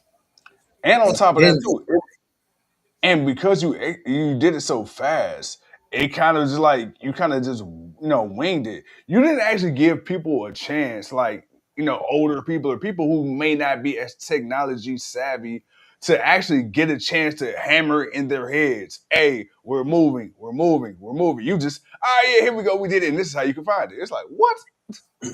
I'm actually gonna play devil's advocate a little bit. What's up? I'm gonna actually say you didn't give WWE enough time to be ready to present the level of show they need to present on your show, on your network. Yeah. I'm gonna say that. I'm gonna actually give them the benefit of the doubt on that. Okay. Because you make the deal, you announce they don't have nothing officially happens until 2026. Yeah. And then all of a sudden, out of nowhere, AEW is getting ready for a pay-per-view on September 20th. Hey, guess what, y'all? We're going to ESPN September 20th. We're gonna have WrestlePalooza in Indiana. What the hell? Be like, surprise. What? Wait a minute. What? Really? Yeah. Really? And come on, man. Like, nah, man. You did them no favors by doing that. You're ESPN. You were that desperate? You ain't that desperate. It's football season, man. It's basketball season. It's baseball, bro. The baseball, dude. You're ESPN. You ain't that goddamn desperate. You could have waited till 2026. You could have let them finish what they were doing on Peacock and doing all this other stuff, and then they could have gotten themselves into where they need to. John Cena would have been done by now. Yep. You could have kicked off the Royal Rumble and everything. Your first pay-per-view would have been the Royal Rumble. Yep. Now it would have been in Saudi, but your first pay-per-view is the Royal Rumble. So that to me would have been the better direction for them. Yeah. Give them a couple of months. What 4 months? What did you think you was gonna get in the next 4 months? Yeah. Now, if you tell me you want a Survivor Series, okay. If you want it that bad, but you could have waited till the Royal Rumble. Yeah. To me, you could have waited till the Royal Rumble, and the Royal Rumble would have been a better debut. First of all, because it's a big four, it's on the road to WrestleMania, and it's the first one in Saudi. Like that just had the makings of okay. Ethan Page, you know what? I'm gonna buy it. And you know the crazy part? People actually would have bought it, and even if they didn't like it, they hated it. They would have kept it just off the strength of, well, I might as well keep it because why download it back in 3 months? I could get rid of it after Mania. So then you would at least bought yourself some time. With WrestlePalooza, it's like, man, people seen that and then seen Survivor Series, like, yeah, I'm good. Damn, even for Earl to say this, Indiana got 2 PLEs in 1 year, and both were at complete ass. I mean, dude, again, it's like you could have waited. You didn't like you could have waited. Were y'all really that desperate? Was y'all that desperate? Was y'all that desperate? You got the deal. You got the deal. You got it. Finish your current deal with. They are money hungry. You getting paid. Bro, I want more. What does Ryback say? Feed you got it. More. You got it. You just announced this new deal. It kicks off in 4 months. Let it ride. You still got this other money you getting already. Hey, look, that was enough money for you. It wasn't enough money for them. You were satisfied with the deal. Nick Khan said, "Man, fuck that bullshit. Hey, for extra 30 mil, we'll cancel this shit tomorrow." You're right. You absolutely right. Look, hey, do you see? You right. You right. That was good for you. That ain't good for me. You right. Hey, but here go the thing. Hey, look at this. I don't know how much. When you leave the room, I'll talk loud again. But for right now, shut up. Hey, when I don't know how much money is Saudi Arabia paying. Because if you watch SmackDown, you see they got rid of all them ads in the ring. And the only thing that ring says is Riyadh season. That's it. Saudi shit. Like, bro, for you to be this, like, how much money are y'all dumping into this shit? Jesus. Really? Almost. The contract is probably worth $500 million. Bruh. TV deal wise, all that contract, travel, all that stuff. I don't know. You know what's crazy? I am curious to see, because normally everybody from around the world travels to America for WrestleMania, because you know they love touting. We got 170 countries. Blah, shut the fuck up. I want to know, outside of Saudi Arabians, how many people really about to be at this damn Royal Rumble? Like, I'm really trying to see aesthetically what this shit will look like. That's the $1 million question, man. Yeah, because, bruh, hey, you can't get a hotel and a rental car in America for a big event like that without breaking the bank. First of all, you ain't even finna travel across this country like you think you finna travel anywhere else. Yeah. You gotta have an itinerary. A rental car? Where you think you going? That's true. Where you going? That's true. Bro. Yeah. Where you going? Where you going? Where you finna hit up? If you ain't going to this place that they done spent all this money in to bring tourists there to come to their events and stuff, if you ain't there, bruh, where you going? He said, "Where you going?" You ain't going nowhere. So to answer your question, you know who's gonna be at the Royal Rumble. You know who's gonna be there. You know who you're gonna see. Now, will you see some? Sure, I think you will see some outside people from there, but for the most part, you're gonna see all of them. Hey, if I see the green shirt guy there, I know it's a conspiracy, bro. Hey, but you know he buy his seats at a premium. Bruh. I'm still to this day with the way they charge for these PLEs and regular shows, bruh. How much money did you win? Like, bruh. Indiana picked up the interception, so now we back. But they close to scoring though. That's a problem. Indiana Schmindiana. Saturday night main event: John Cena's final match next Saturday, 8 Eastern, 5 p.m. Pacific time. First to 10, IU on Osage's 11. Yeah, I got you, Earl. I see. Look at Earl just over there bragging. Oh, look at us. You keep that same energy. You know, it's funny, man. What's up? Talk to me. Tell me to shut up, man. Tell me to shut up, man. No. Hey, bro, neither one of us got to work tomorrow, man. Let's talk to the people. What's happening? Bruh, Michelle McCool. Like, Go ahead and say it. Go ahead and say it, bro. Boy, man, I'm sitting here watching this thing, like, man, like it's like, damn, I don't know what to say. You know what to say. You being scared. Hey! In the words of the infamous DJ, don't be no bitch. I ain't no bitch. Come on, man. Come on. Do it. Oh, shit, man. I'm just want to ask, man, why? Just why? All right, we held them to a field goal. But why? Why is she acting like she sold that bitch when she ain't? Sir. She was the best of the weakest division ever. Well, she wasn't even the best. She was probably like the third best of the weakest women's division ever, the Divas era. Why? Is it because of the Undertaker? Is that all? I was going to say, are we going to ask the obvious questions? Is it because of Taker? Yes. Very much so. Very much so. Which I must say, get in where you fit in, because if I had it in. Yeah. If I had it in, bro, if right now, so no shame in the game. If I had it in, and somebody right now say, hey, bro, hey, look, man, we can give you every single contact for AEW or WWE, hell yeah, what you need? Oh, you need me to wear AEW shirt every single day? All right, cool. Fuck it, go up, sign me up. Yeah. Shit, send me 10 of them, fuck it. Come on. I get you. I keep telling y'all I'm a Notre Dame fan. My other favorite team is whoever Ohio State is playing. You know what, bro?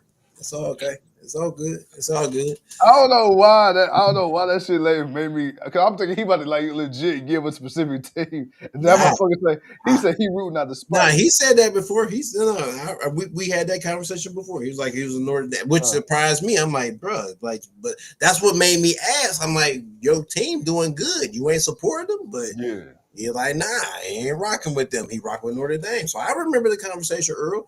It was just, surprising. Like, damn. You know why, man? That's like people living in Cleveland and loving Pittsburgh. Yeah, man. We're still shame. Pathetic. Shame. Should be jailed for treason. Killed half of my damn family, my mama, my sister, my daughter, my son. So I feel like I failed them. I feel like I failed them all. Hey, man, you do know, man, that sometimes, genetic disorders skip a generation. So because you weren't affected. It skipped both of them? How they both end up Steelers fans, bro? Nah, man. If it was one, okay, but not both of them. Well, sometimes, bro, it's just the luck of the draw. hey, your kids was the sacrifice, okay? You stupid. You got You spared, stupid. okay? It went from your mom, and then it skipped you, but your kids unfortunately couldn't dodge that bullet. No, my mama. Well, yeah, it did skip me because my mama's a diehard Steelers fan. So it's like, nah, bro. Which is crazy. How did I pick up the brown jean? Which is crazy because normally, like, kids usually root, like, usually that's some shit that's passed down. Like, normally kids usually root for the same, teams that their parents do. So the fact that y'all are, like, literally, like, arch rivals is hilarious. In my own house. In my own house, man. I got to fight against my own kids on Sunday. On Sunday, especially if we playing. Oh my God, it's me and my wife against everybody else. It's like, damn, man. It's like, come on, man. Hey, it's man. like, how is this happening? Hey, nothing tests loyalty and love like sports. Okay. Man, oh my God, man. Earl says, did y'all see the news? Dion is in Cleveland, pulled up on Shador at the practice facility. I mean, his son playing, so hell yeah, he gonna pull up.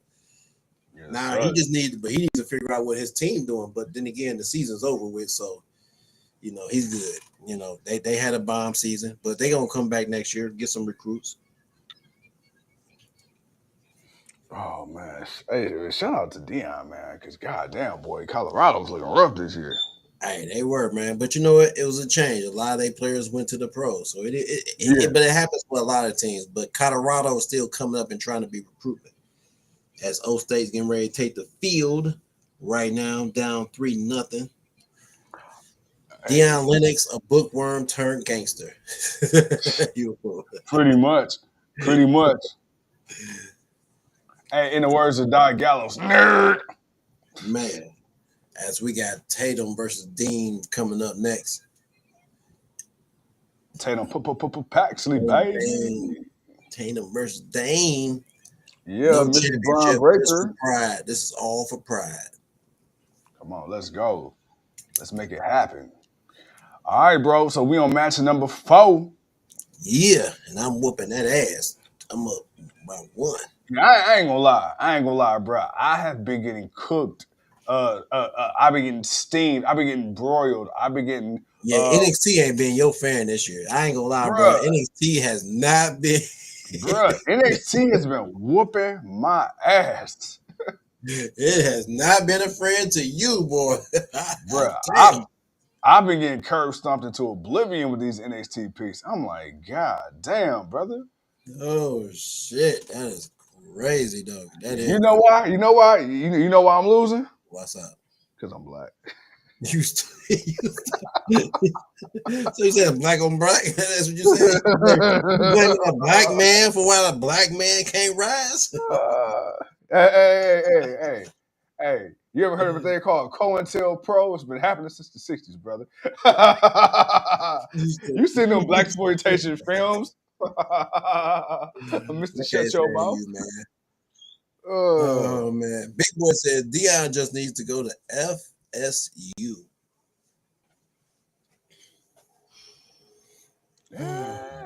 Oh, man. Hey, bro, give me a second. Oh, no, for sure. Talk with the people. I need to go use the bathroom. Man, handle your business. As right now, we got Izzy Dame representing the calling coming out. All right. So while he doing his 1-2, man, y'all, let's go. All right, who do y'all have on this match right now, man? Y'all got Izzy Dame. Y'all got former WWE NXT Women's Champion Tatum Paxley. What are y'all thoughts, man? Big Boy says FSU. I don't know. I don't want Dion to just go from school to school. I mean, if that's what he want to do, that's cool. But, I really want my man to establish a legacy, and I mean, if FSU want him, cool. But I don't know, man. I don't know. To me, I really feel like Colorado, he could do a lot of good there. I mean, when he was there, when he first got there, Shador and all them, he turned that team around for a brief second. And of course, all the heavy hitters that they had there, like Travis Hunter and all them, they went on to the league and so on and so forth. So, you got it behind the 8 ball, but I don't know. I don't know if FSU was the answer. All right. That's right now. We got Tatum Paxley coming down to the ring.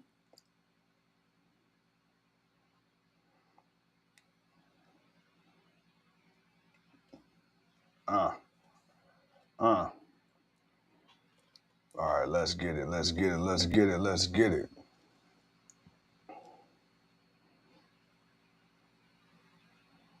All right. I'm telling y'all right now, man. I don't know. When I look at Izzy Dame, man, she got superstar written all over her. I definitely think she's gonna be a big player in the women's division moving forward.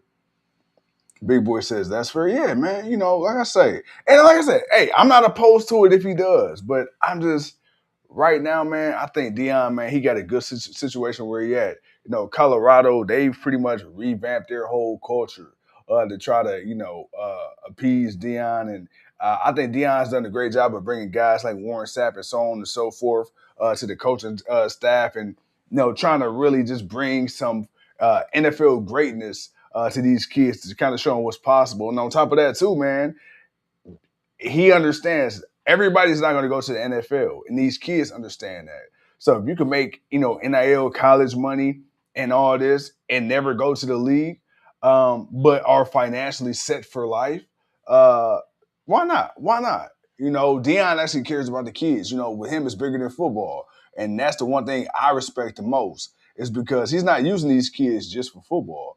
Yeah, you want wins, you want championships and all that, but Dion, he got money regardless. He's putting these kids first, so for sure. Earl says they need to stop with the rumors of Dion leaving Colorado. He already said he ain't going nowhere. Yeah, man, like I said, Dion, I don't feel like he needs to go anywhere. That's just my opinion. All right, it's right now. We got Tatum Paxley with Izzy Dame going at it.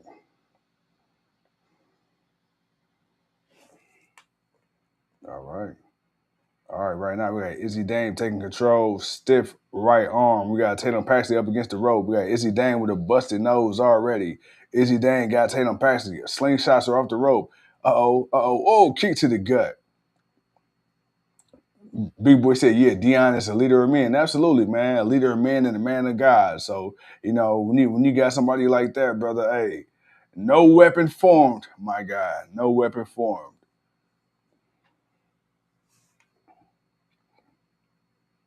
All right, we got Izzy. Izzy like she about to do something crazy off the top. Izzy. Oh, excuse me, not Izzy. Tatum, sorry. Tatum like she going through a mental crisis right now. She's struggling. Izzy Dame about to beat the piss out of her ass, too. Here we go. Yeah, Izzy is about to whoop her ass. Come on, Tatum, don't you be a sucker. All right, Izzy with the embrace. All right. Camera shot. All right, and now damn. Woo-wee. Them knees is done for. Finito. Big Boy says Pax would have thrown Sean and Old Boy out the ring with ease. Oh, yeah. Damn.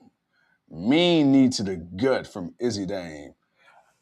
Man, they need to go ahead and stop playing with Izzy, man, and find something to do with her, man. As right now, we got the Culling on the outside right now. They talk about Izzy being very methodical right now.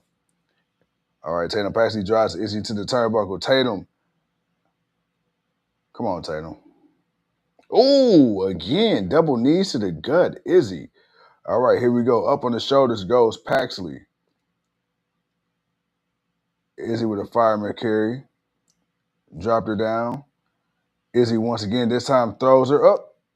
Spear into the second turnbuckle. Right arm, forearm, slap, forearm. All right, come on. I know you got to sell, but damn, Tatum, shit. Some type of offense. All right, as right now, we got Izzy Dame. She really just working the crowd right now. Izzy look like she about to launch Tatum in the next week. All right, right, come on. What we got going on? All right, yeah, this match is a big can of ass. Oh, yeah, let's go and get to the last one. Shit, let's go.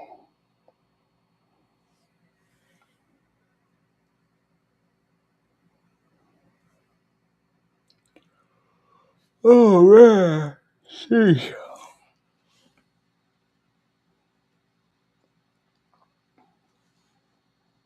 All right, come on, Iz.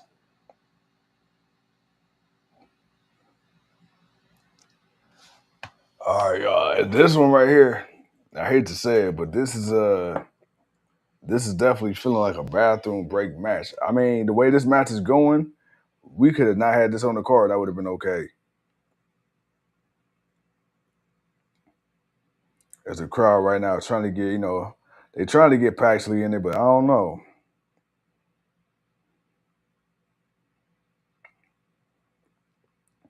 All right. Tatum Paxley. All right, she got a sleeper. All right, Izzy right now. Izzy trying to fight her way out to sleeper. Right now, Tatum Paxley got legs wrapped around waist, arms around neck. And down goes Pax. All right, here go Izzy again. Izzy in the corner. Elbow to the face. All right, kick to the gut from Paxley. Paxley ducks. Oh, nope. Got another one. All right, here we go. Izzy going for a suplex. Nope. Throws her up on the top turnbuckle. All right. Oh, my goodness gracious. Oh, that was bruh. I ain't gonna lie to you, my boy. They could have left this match off the card. They did what? I said they could have left this match off the card. I mean, yeah, they probably could have. Yeah. Like this match is no bueno. No, I said that. I said, man, if there was one match out of this whole card, I would be like, Yeah. This is that match. This is the match that I'm definitely like, it's the bathroom break because you know you're about to get the last irons. You're about to get the last match for the night. Yeah. Go use the bathroom. Go get your last bit of snacks. Get your last bit of beer. Go do what everything you need to go do. You know, every show has that one match. Every show. Oh, has yeah. that. I don't care what company it is. Every show has that one match. Oh yeah. So, this is that match. Go ahead, do what you gotta do. Then, come on back, get ready for the main event, and let's get on out of here, man. It's a good time. Because think about it, the show about to be over by what? 9:30? Mm-hmm. Because the match is 25 minutes. The match itself is 25 minutes. Yeah. That's a time match. That's not a match you gotta just wait for it to end. No, that's a time match. 25 minutes. That's so dude, this is gonna be over real early. 2.5 hours done. Which is I'm glad that it is a time match. It's like, all right, man, come on. Let's go and get this shit over with. So yeah, it ain't like you got a long time because again, it's not even 9 o'clock yet. Yeah.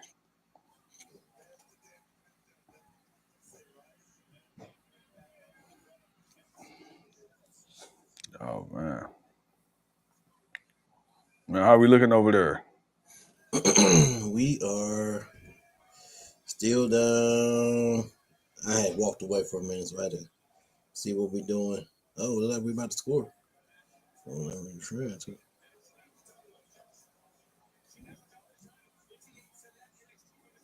nope. Indiana got the ball back.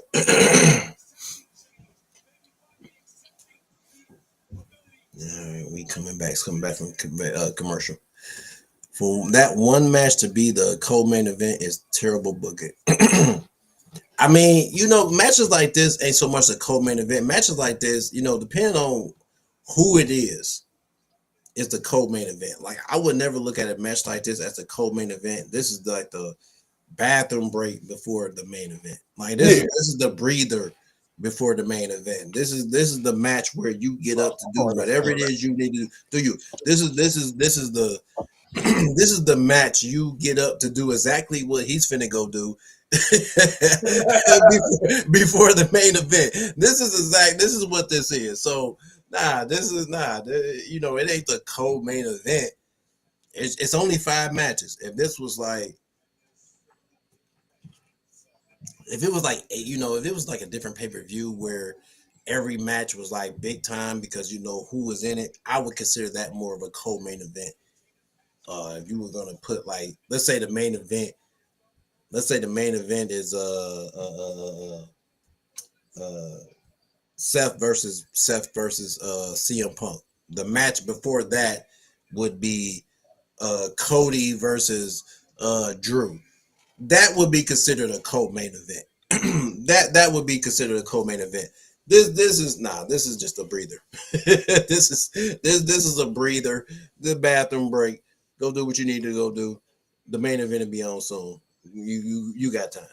As O State trying to score first, will not get that first touchdown of the game, as we are on the 8 or 9 yard line.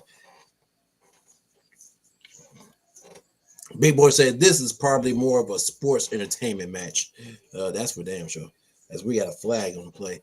That is the match order are out of whack. That's what the problem is. I mean, to be honest, again, I did think you should have started with the women's Iron Survivor match. That's the big thing for the night. You start with one, and because you got 2 of the same matches, so obviously you would start with the one match. Start with that match. If it would be a co-main event if it was Ricky Starks versus Oba Femi right now. If the Oba versus Ricky Starks match was right now, that's co-main event. That's the NXT Championship match, and then it's the Iron Survivor match to determine who's going to be the number 1 contender to face the winner that was the NXT champion. That would be the co-main event. But they didn't do it that way, and I don't know. Whatever they thought this match was going to be, it definitely ain't that. Yeah, not at all. Even though she about to put her through the announcer table, or she going to get put through the announcer table. Yeah. Yeah. See? This match is a bucket of booty-os. Bucket of booty-os. Damn, that's bad. A bucket. A big shitty bucket. Uh-oh. You are not finna lift her up. Like, she can't get out of that. Man, you don't hit her in her jaw. Why is you standing there begging? Why is you begging? Oh, false start. And the table didn't break. Damn. God damn it. Of course not. They got to sit back down at the table. They got to save the table. That can't happen yet. Dude, Sean Spears, like, bro, it's mad. Yeah. He came back to WWE just to be a mentor. Yeah. Again, you can't tell me this is doing more than what he was when he was first there. Yeah. Girl, you don't put them Barbie dolls down and go and whoop this girl ass.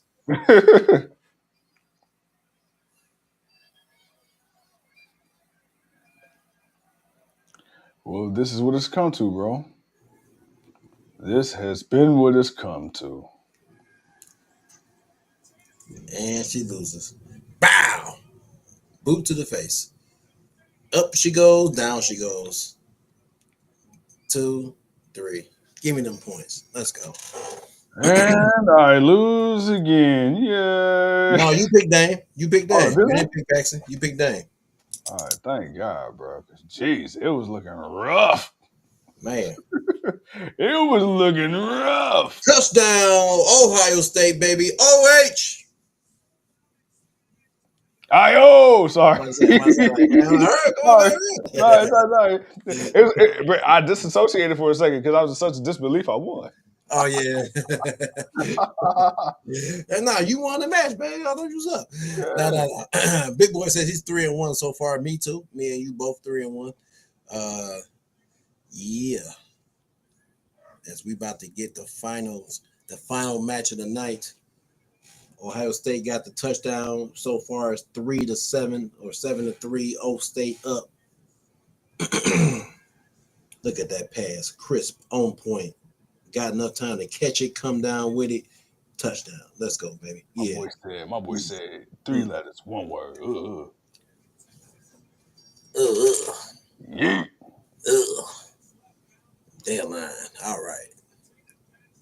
Paxley became champion just to lose it. Yeah. Like what? Yeah. Again, and that type of moment is what I feel like it is for old girl that was just won the Intercontinental Championship. Maxine Dupree. Like that's how I feel about that. Yeah.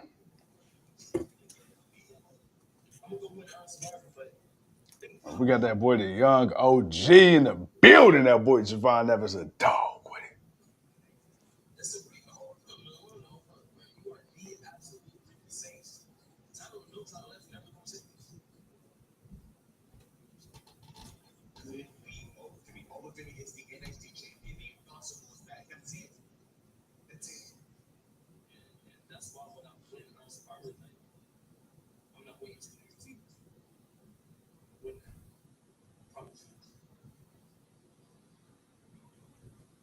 Come on now. Okay. Come on now. That's why I picked the young OG. Hell yeah, come let's go. on now. Yeah, oh, no, you ain't picked the young OG. You got Slater. Damn. Nah, you picked Slater. He said, "Shut your ass up." Nah, don't you get your ass hyped up. Nah. You ain't picked the young OG. Nah. Oh man. Well, I thought I did. Oh man. Was it an interference? Interference? Oh, was it interference? That wasn't interference, man. They were looking up at the ball. Hands was up. It was good defense. Man. Yes, sir. Yes, sir. My boy, man. Right now we are here. We are made it 2 hours, man. We're about 2.5 hours in. Oh shit, damn. Catch him. God damn, he ran for a lot of yards. The dude was running for a minute. he said, damn, he's still going. Catch his ass. That boy went from the 40 on the other side all the way up to the goddamn 40 to the 35 on the other side. Oh, that's some funny shit. Hell yeah, he was running. Oh, somebody catch his ass. Go. He too close. I can see right now defense ain't gonna be shit in this game. Oh man. Dion Lennox right now having that one-on-one talk. It's funny how that boy come out that group where he whooping everybody ass and all of a sudden he the man. Like damn. Bruh. Like he was the guy out the group. Okay. Bruh. I was gonna ask why I think Maxine win the IC title from Becky instead of one of the other ladies, but then it goes back to women tag combo. The reason why, and my opinion, is because of the Becky and AJ Lee storyline. Yeah. Where I see it, you gave her this opportunity because Becky was bullying her, and you gave her this opportunity where she would win because of AJ Lee. Not because of what she do, because of AJ Lee. Even though you tried to act like Natalya training her was gonna make her a winner, that shit was a joke. Even though Natalya's the better person, you telling me Natalya's good enough to train, but she ain't good enough to win? Nah, bro, I ain't buying that. Message. But you did all that, and you knew she wasn't gonna beat Becky. So you needed AJ Lee. So that's just to further the AJ Lee Becky Lynch storyline. That's all. Because right now you don't have Seth there to further the him and Punk storyline. So, and plus the vision, and everything that happened. So that's what that was. Now that everything is over, because I don't recall Maxine Dupree being on Raw at all this past Raw. I don't recall Not her back then. ever showing up or anything of importance. So I'm assuming next week they're gonna do something that pertains to Becky getting her title back.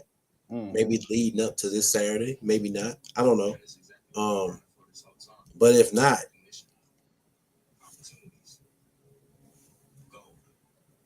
I don't know, man. You gonna have to convince me, man. Maxine Dupree, but Natalia can't. Okay. Man. Earl, you a fool. Earl a fool. Oh, what we said? Don't read out loud. Yeah. Earl a fool. Oh my God. He said, "Don't read it." Barbara thinking that. Me. Yammers. Yammer. When I say yams, you say damn. Damn. Hey. I gotta tell you something once we go up there, bro. I mean, for sure.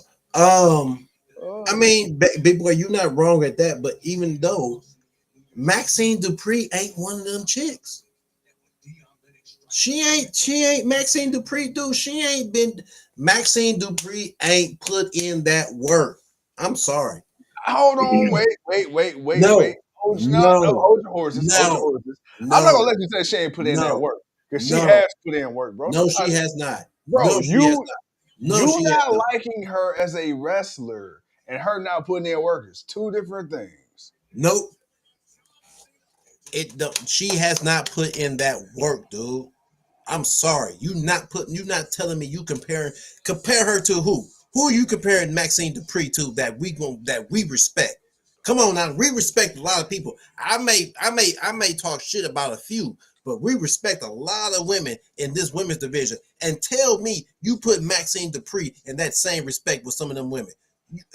I want you to sit there and lie to me live while we on the stream. Go ahead and sit there and lie to your bro on the stream. Show the people how you truly feel about me and tell me Maxine Dupree is a part of that group. You telling me Maxine Dupree is better than Shayna Baszler? And Baszler ain't even in the company. But we know how we feel about her.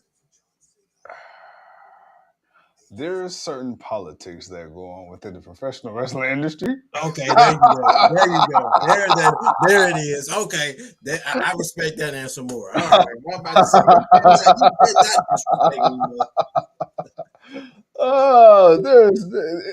It is some would say is a looks based business. Man.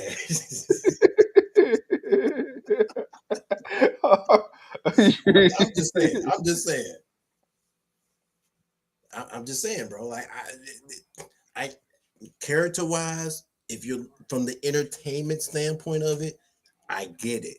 But you're trying to push a different narrative that's not so much entertainment, but it's really more of the wrestling. Okay, I can get with that. Again, I'm only looking at it because of AJ Lee. Why is she champion? She's not champion because she's good. She's not champion because she's one of the top women in the. No, she has not done enough. She just now started. She ain't even better than half the people in NXT. And so, bro, no, I'm not. No. So, I'm not buying that. Hold on. Let me ask you this, brother to brother. Are you trying to convince me or yourself? I ain't trying to convince nobody because people with common sense and eyesight can see this shit. he said you dumb and blind. he said that motherfucker had 3 blind mouths.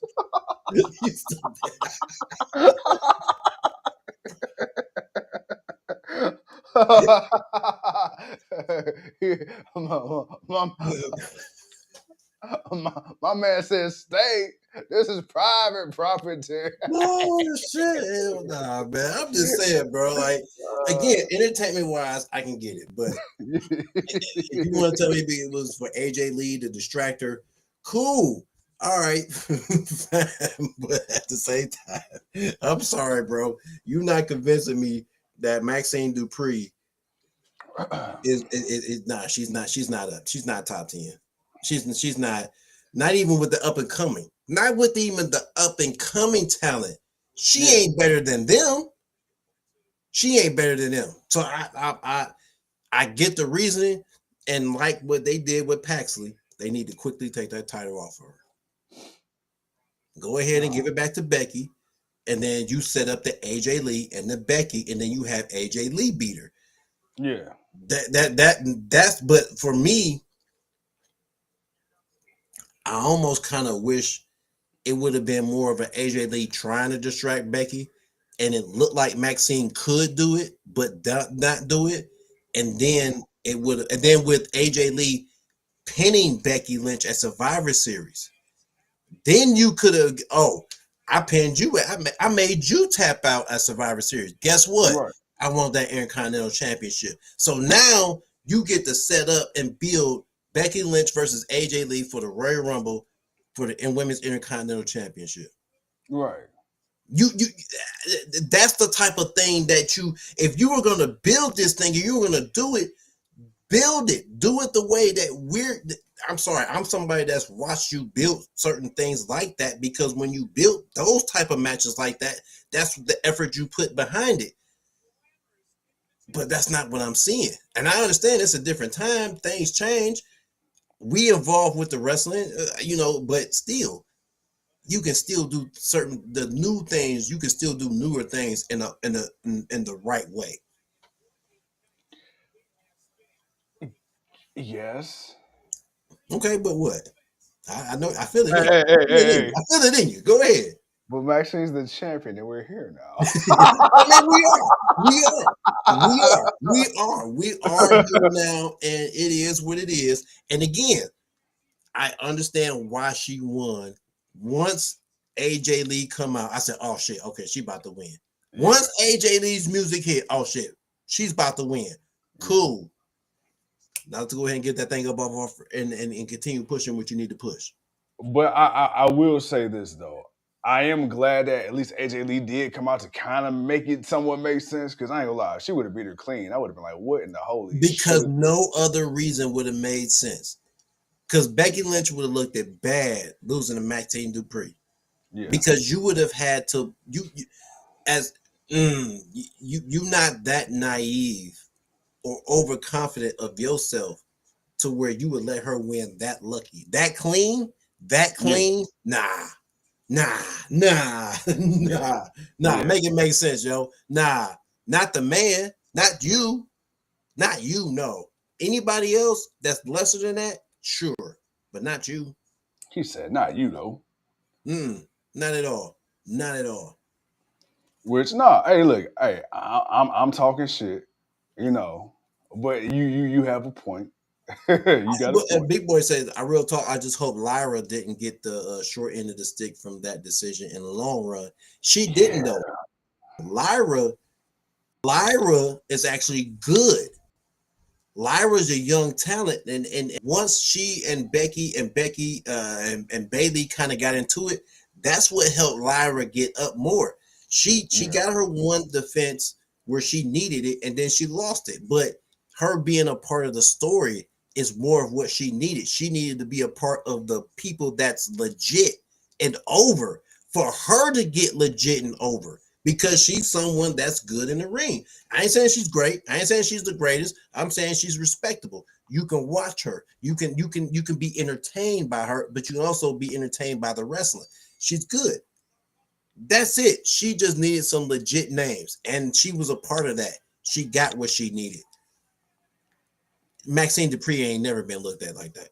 Ain't nobody looking at Maxine Dupree like that. Nobody. And if you are a fan of her, you're just a fan of her, being the sweet, innocent person that she, plays on the show, which is a lot of people. I mean, that's part of the business. Yeah, man. As we got the men's Iron Survivor starting off. Who is coming out? Is this Slater? Hey. Oh no, this yeah.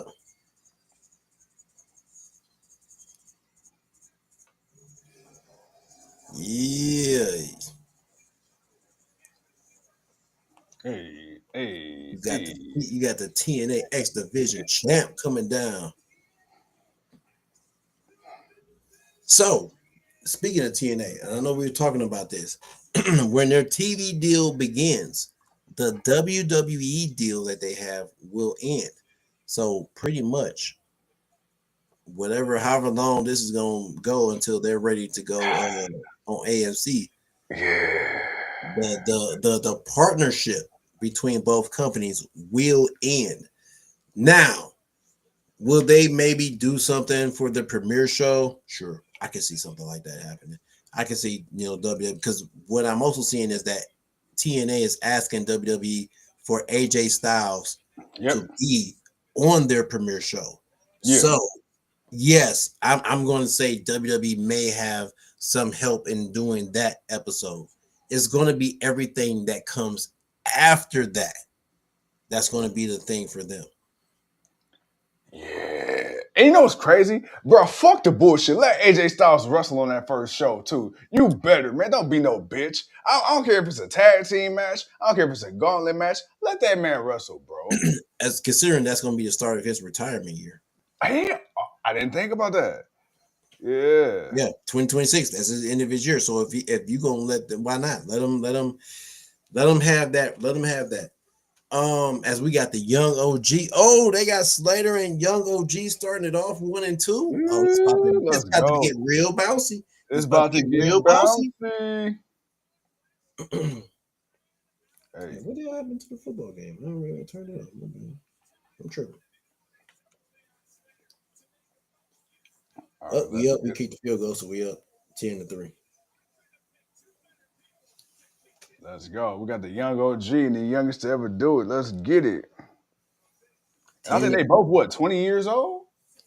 Like 20, 21, something like that. 19, 20, something like they're really young. I don't know if they can buy liquor. Let me just say it like that. Okay. I don't know if either one of them can buy liquor yet. Okay. Yeah. That's how young they are. I remember those days. Man. Yeah. Now I walk my damn ankle sound like a bag of Funyuns, man. You stupid. All right, man. Yeah. Evan, Slater, Hendry, Lennox, Borne. We about to go. We at it. The mass match of the night is 9:16. We know this is about to go for another 25 minutes, so about 9:45. I'm gonna say about 9:45, close to almost 3 hours. Swerve, Big Boy says Swerve gave these boys high praise. Of course, he gave these boys high praise because at the end of the day, man, when you see the talent that is good enough, when you see the natural talent and you see the people's reaction, this goes back to Kofi Kingston, somebody that you've seen and watched and has just been a fan of, and you appreciate what they do. And people are seeing what these young guys are doing. That's the only reason why my worry for Javon Evans was that he might get ricocheted if they don't really take care of him, because he can really be something. And some of his moves is a little predetermined, so it's going to depend on who he fights. But I think he's a little bit more than that, and I would like to see him move into that. But you can't deny the gravity that people have for him. Go ahead. So no, you good. So here's why I think that he would have a little bit of more of a fighting chance than Ricochet. One, look at how many years he's got ahead of him. Ricochet already came into WWE as a seasoned vet. He's already been doing it damn near 2 decades. So he was there with Vince. Yeah, and he was there with Vince and his size, right? Very, very undersized. Javon Evans, when you look at Javon, you talk about the future of WWE. If Javon stays healthy, stays out of trouble and all that, which I believe he will anyway. But just to say it, he can go for another, bro, he's 2021. He can go for another 20 years easy. You can build the future around a guy like Javon if he keeps getting better. 2, he already got the seal of approval from guys like Sheamus. He already got the seal of approval from Swerve Strickland, who says at this age now, Javon Evans is head and shoulders better than he was at this age. And then you also got Randy Orton, who even said he want to run it back with Javon Evans. Bro, they had one match together. And Randy saying, hey, yo, man, hey, this kid, he the future. I want to run it back. So, yeah, bro. No, Javon good, bro. Javon, he's good. That's his redemption for Kofi. That's really what that is. I'm really for real. Like I think that's like hindsight's 2020 after the fact kind of thing for him, where it's like, man, if I'd have did this with Kofi, like, cause you think about it, Javon Evans and Kofi ain't too far off from the style of what they are. Yeah. High flyer, doing unorthodox things. Kofi was definitely that dude. So yeah.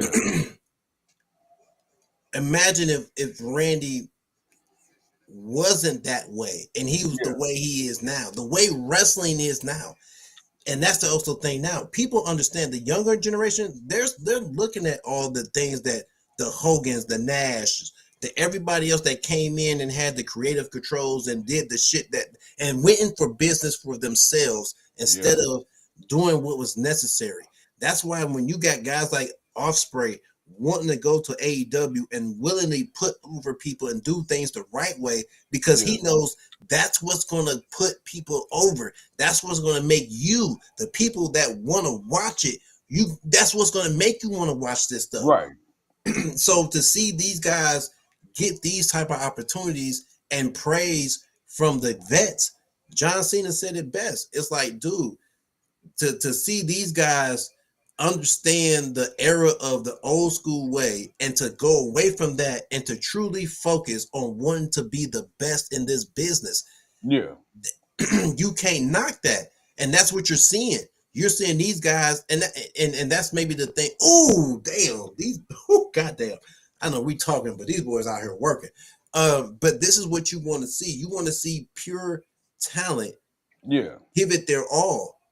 And that's why it's like, man, at a certain point, damn, he got that boy. Damn, Javon Evans got that first victory. He got that boy.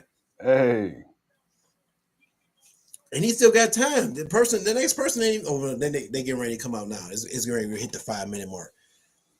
But we want to see true talent. We don't want to just see people that someone thinks is good enough and they're not really good enough. No, we want to see the real people that's really good. We want to see you put the effort behind the talent that they are and help them develop to be better. Yeah.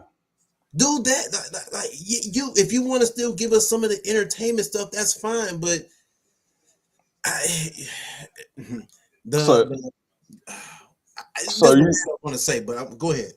No. So it's funny how you say, like, Randy and all the people now kind of, the era of the ways and the old. You got to remember too, back then, people had to be like that. You had to be what we talk about, man, shark infested. You know what I'm saying? Because back then it was the champions drew the most money. The champions drew the house. The business depended on how popular, how over was your champion, especially in the territory days. When you look at the Ric Flairs and you look at people like that, man, where, dude, like, it got to a point to where you wasn't seeing Rick every single week because he was such a fucking draw. No, you're going to pay to see this man.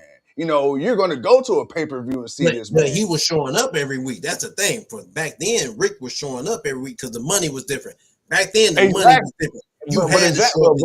But exactly, Rick was drawing houses. If you listen to these old school guys, Rick, Jake the Snake, Sting, Hogan, Flair, they all said, bruh, we was wrestling fucking 7 days a week, twice on Sundays, doing hour-long Iron Man matches, in front of no damn body. But we had to go out there and get the money. Now it's not like that, because even CM Punk had an interview. He said even the world champion it's not like back in the day where the world champion was the highest paid. He said the world champion currently in WWE isn't the highest paid person.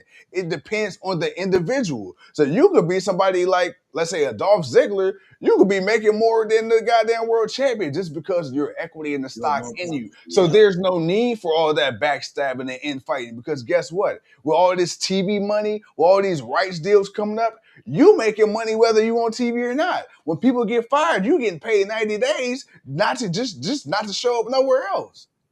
Not only that, but the thing about that is, again, and this is where it goes back to what I said about Will Ospreay. Mm-hmm. Everybody's got to play their part. Like the game is gonna grow if everyone does what they need to do. If you own, you own. If you not, you not. But if you see someone else is, hey man, look, we gonna help put you on, and then we gonna rebound and get back and run it back later.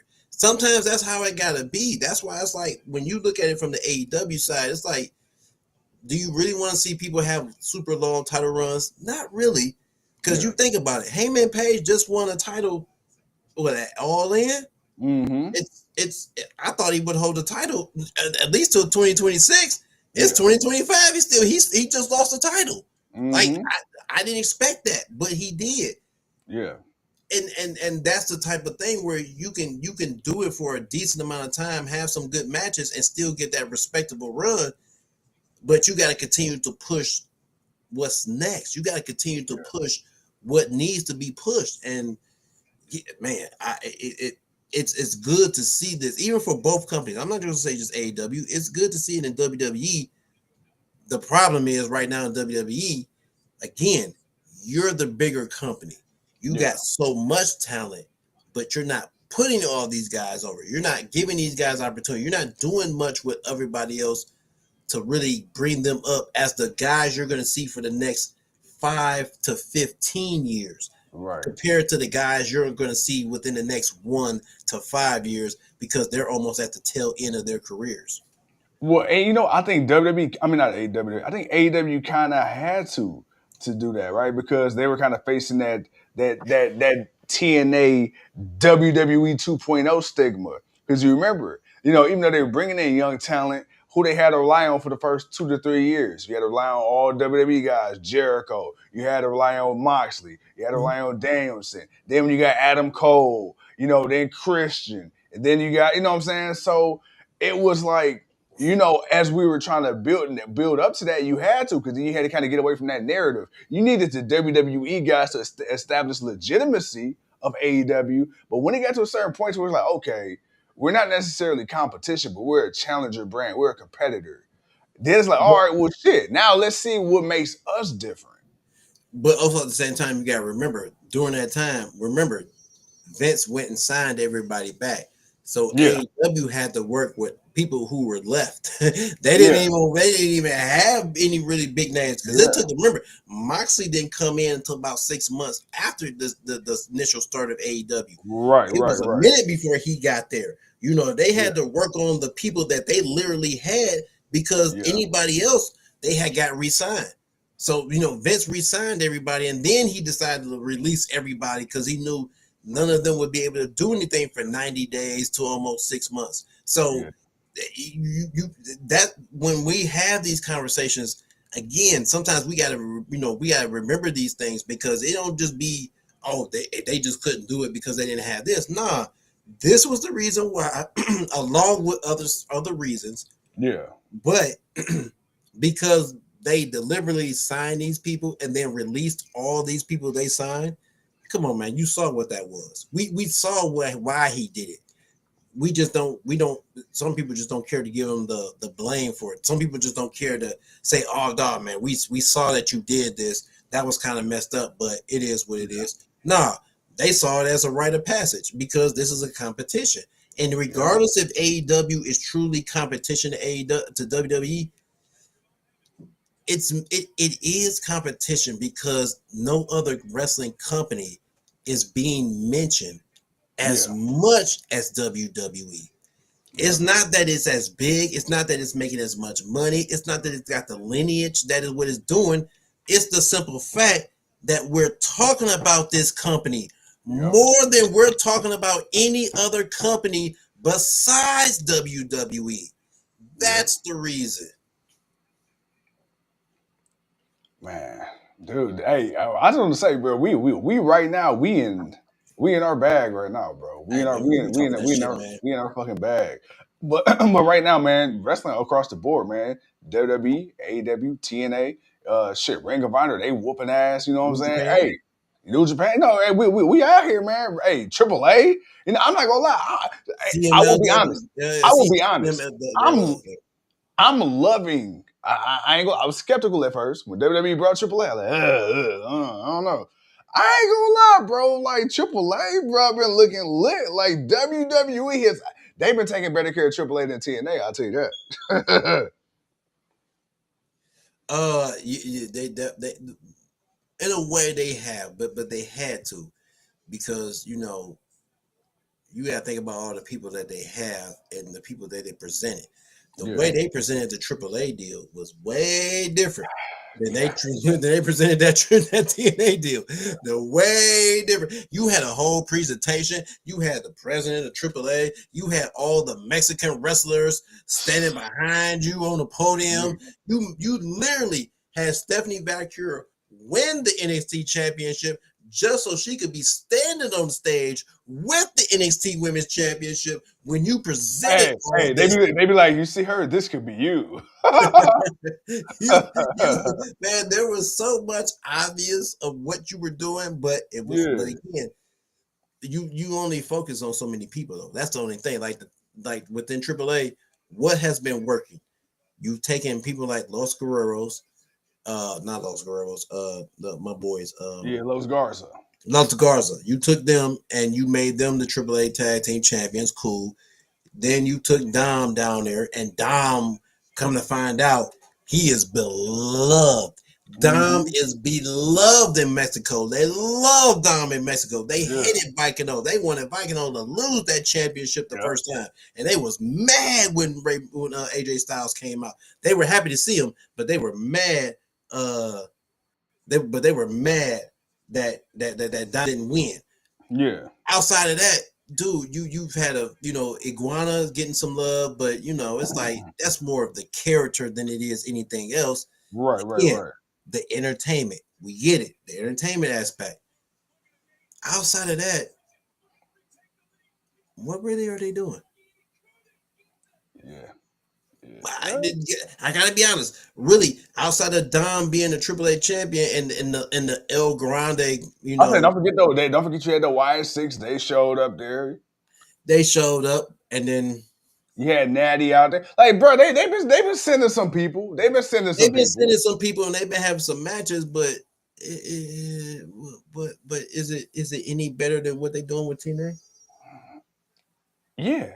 Yeah, because to me, you think what they've been doing with TNA? Do you think what they've been doing with AAA has been better? What they're doing with TNA?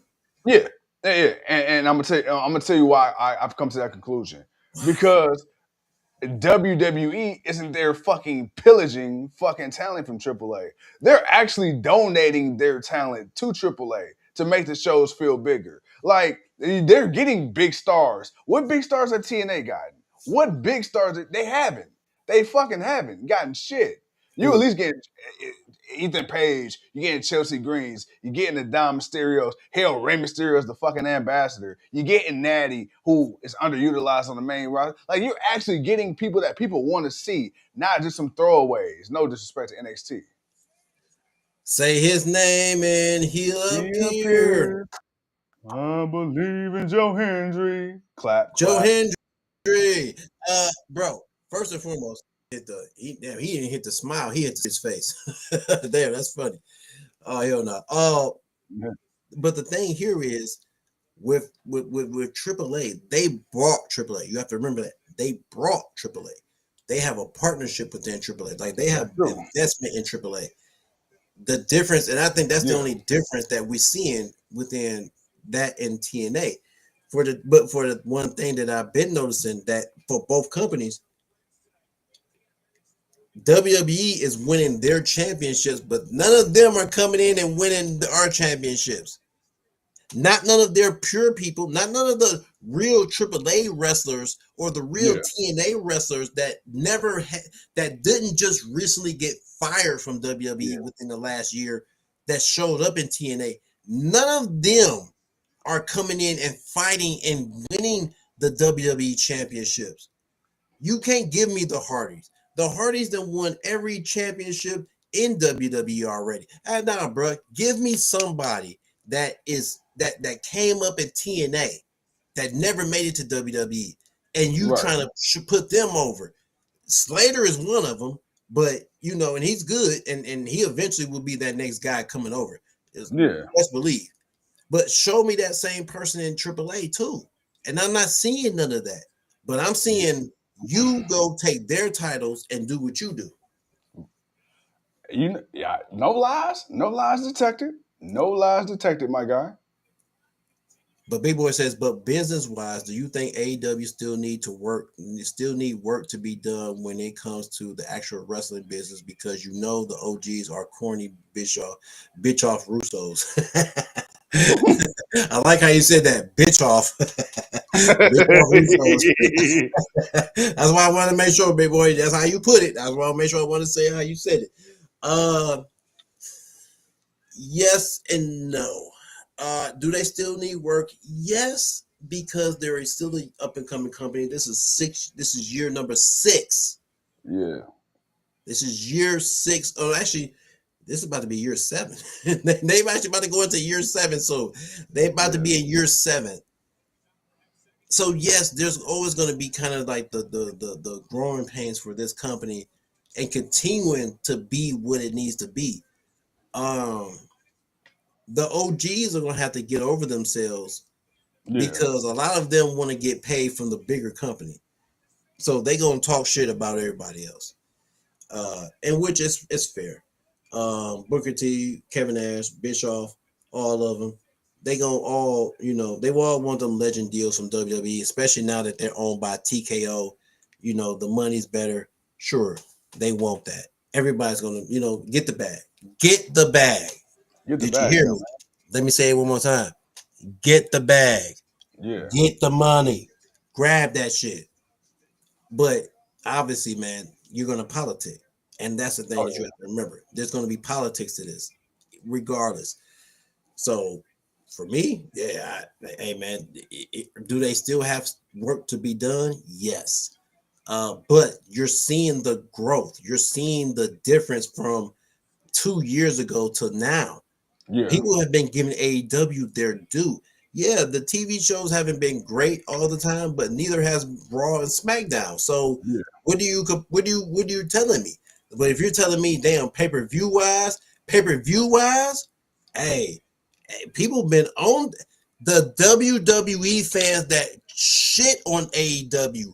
They are giving AEW their due and saying, yo, I'm putting on better pay-per-views. Yeah, they might be long, but shit, they're still better pay-per-views.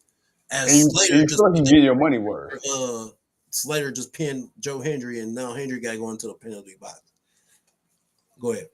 No. And going back to what you're saying about the AEW pay-per-views, like they long, but you feel like you get your money's worth. Like when you watch the AEW pay-per-view, it be like, damn, you know what? Man, I might have got more than what I paid for. Think about this. Okay, we watch Full Gear. It started at 8, it didn't end till midnight.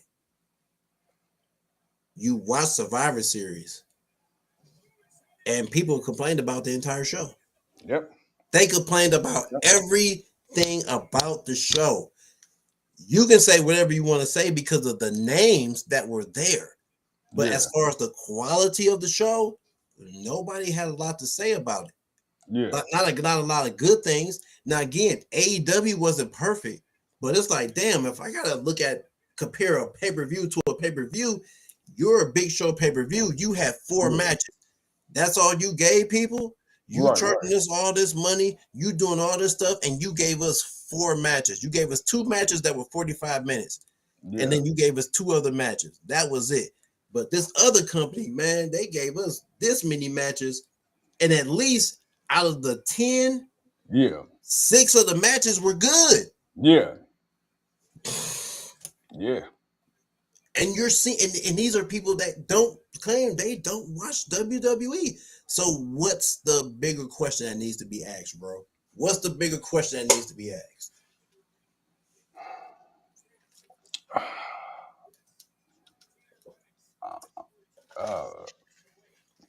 I don't know. As every man is in the match right now, picked up the victory. We are at 22 minutes left. It is 9:38. I said about 9:45, so we got about 3 minutes. So about 9. We getting there. Yeah, that's Joe Hendry's. Joe Hendry's putting on a little bit of a mean streak in this match, man. He ain't been smiling. He been out here whooping ass. Hey, because he been hearing what the internet been saying, what we've been saying. He said, man, come on now. He said, y'all got to believe, baby. Hey, they going through their motion right now. That was a nice little pivot swerve. Like he rolled that boy over into a RKO by Evans. I ain't gonna lie, that boy was nice. That shit was nice. That shit was nice, man. It was nice. I ain't gonna lie. They about to pick it up now because it's in the last 2 minutes of the match. Now Lennox is coming out the penalty box. So now all 5 men. Oh, he going after Joe Hendry. He pulled Joe Hendry out. Javon Evans, nope. Javon Evans is stuck in the penalty box with the referee. Hell no. And Javon Evans didn't even get pinned. Hell no. He locked him in. So now it's him and Slater and Borne in the ring. Ooh. Lennox, hey, you called it. Hey, you said Lennox may do it. Joe Hendry with the save on the pin. Javon, if you don't climb out the top and get out this thing, man, what you tripping on, man? Bounce your ass about that thing. You tripping.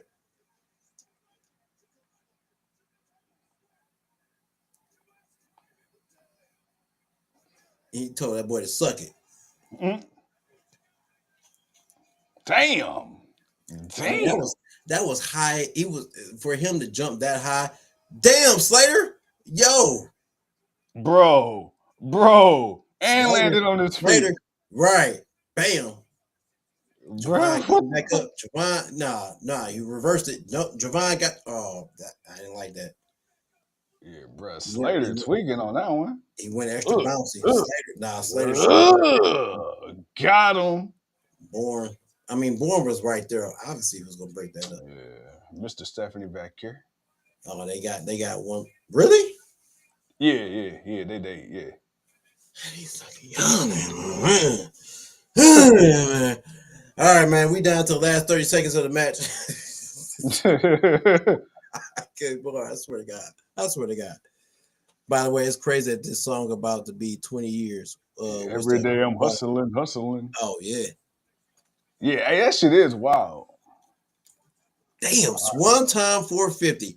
That shit was nice. Joe Hendry. Oh, no. Joe Hendry got tossed out. Damn, Lennox has got tossed over the table. Damn. Young OG. Yeah.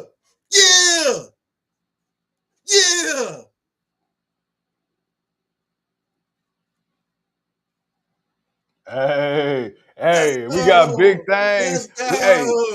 In the words of my boy T.I., big shit popping, little shit stopping. Give me them points, baby. Yeah, give me them points, baby. Let's go. Yeah.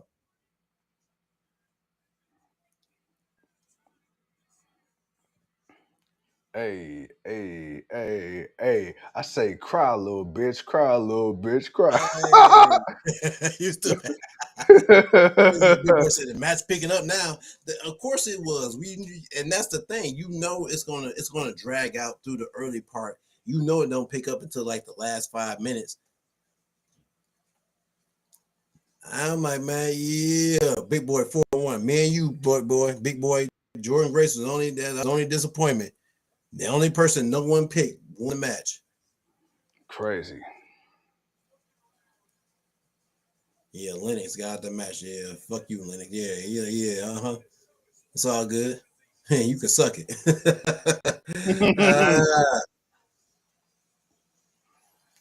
Like you ain't ready anyway. The young OG.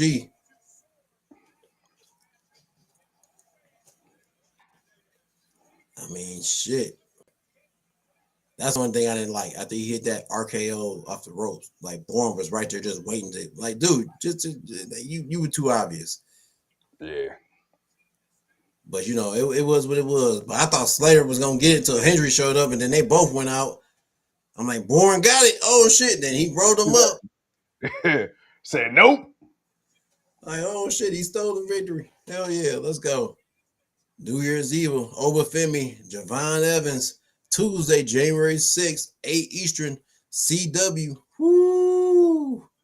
Hey, 2 title matches, big time title matches. That sounds like a GOW type of show.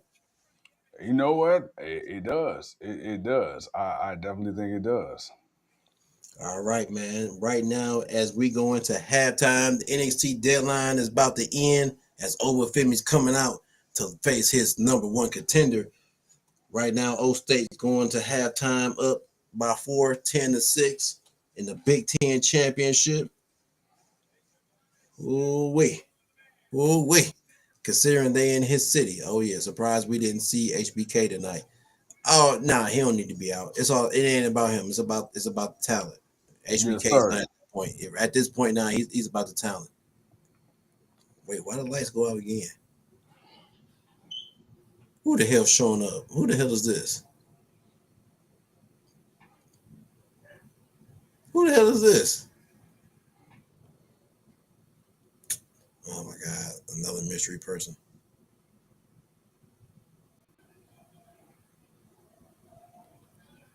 Jonathan Gresham. Really? I mean, you know what? Bruh.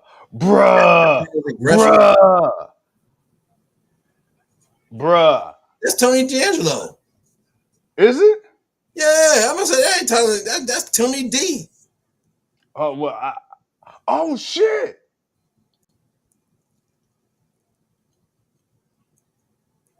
No, he ain't the mob boss no more.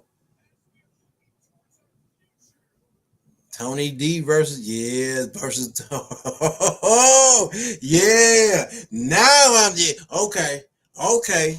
Now he's somebody. Let's go. He's somebody. Now hey, Tony D. Oh, bro.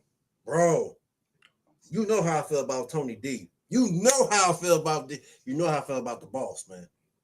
You know how I feel about him, man. Yeah,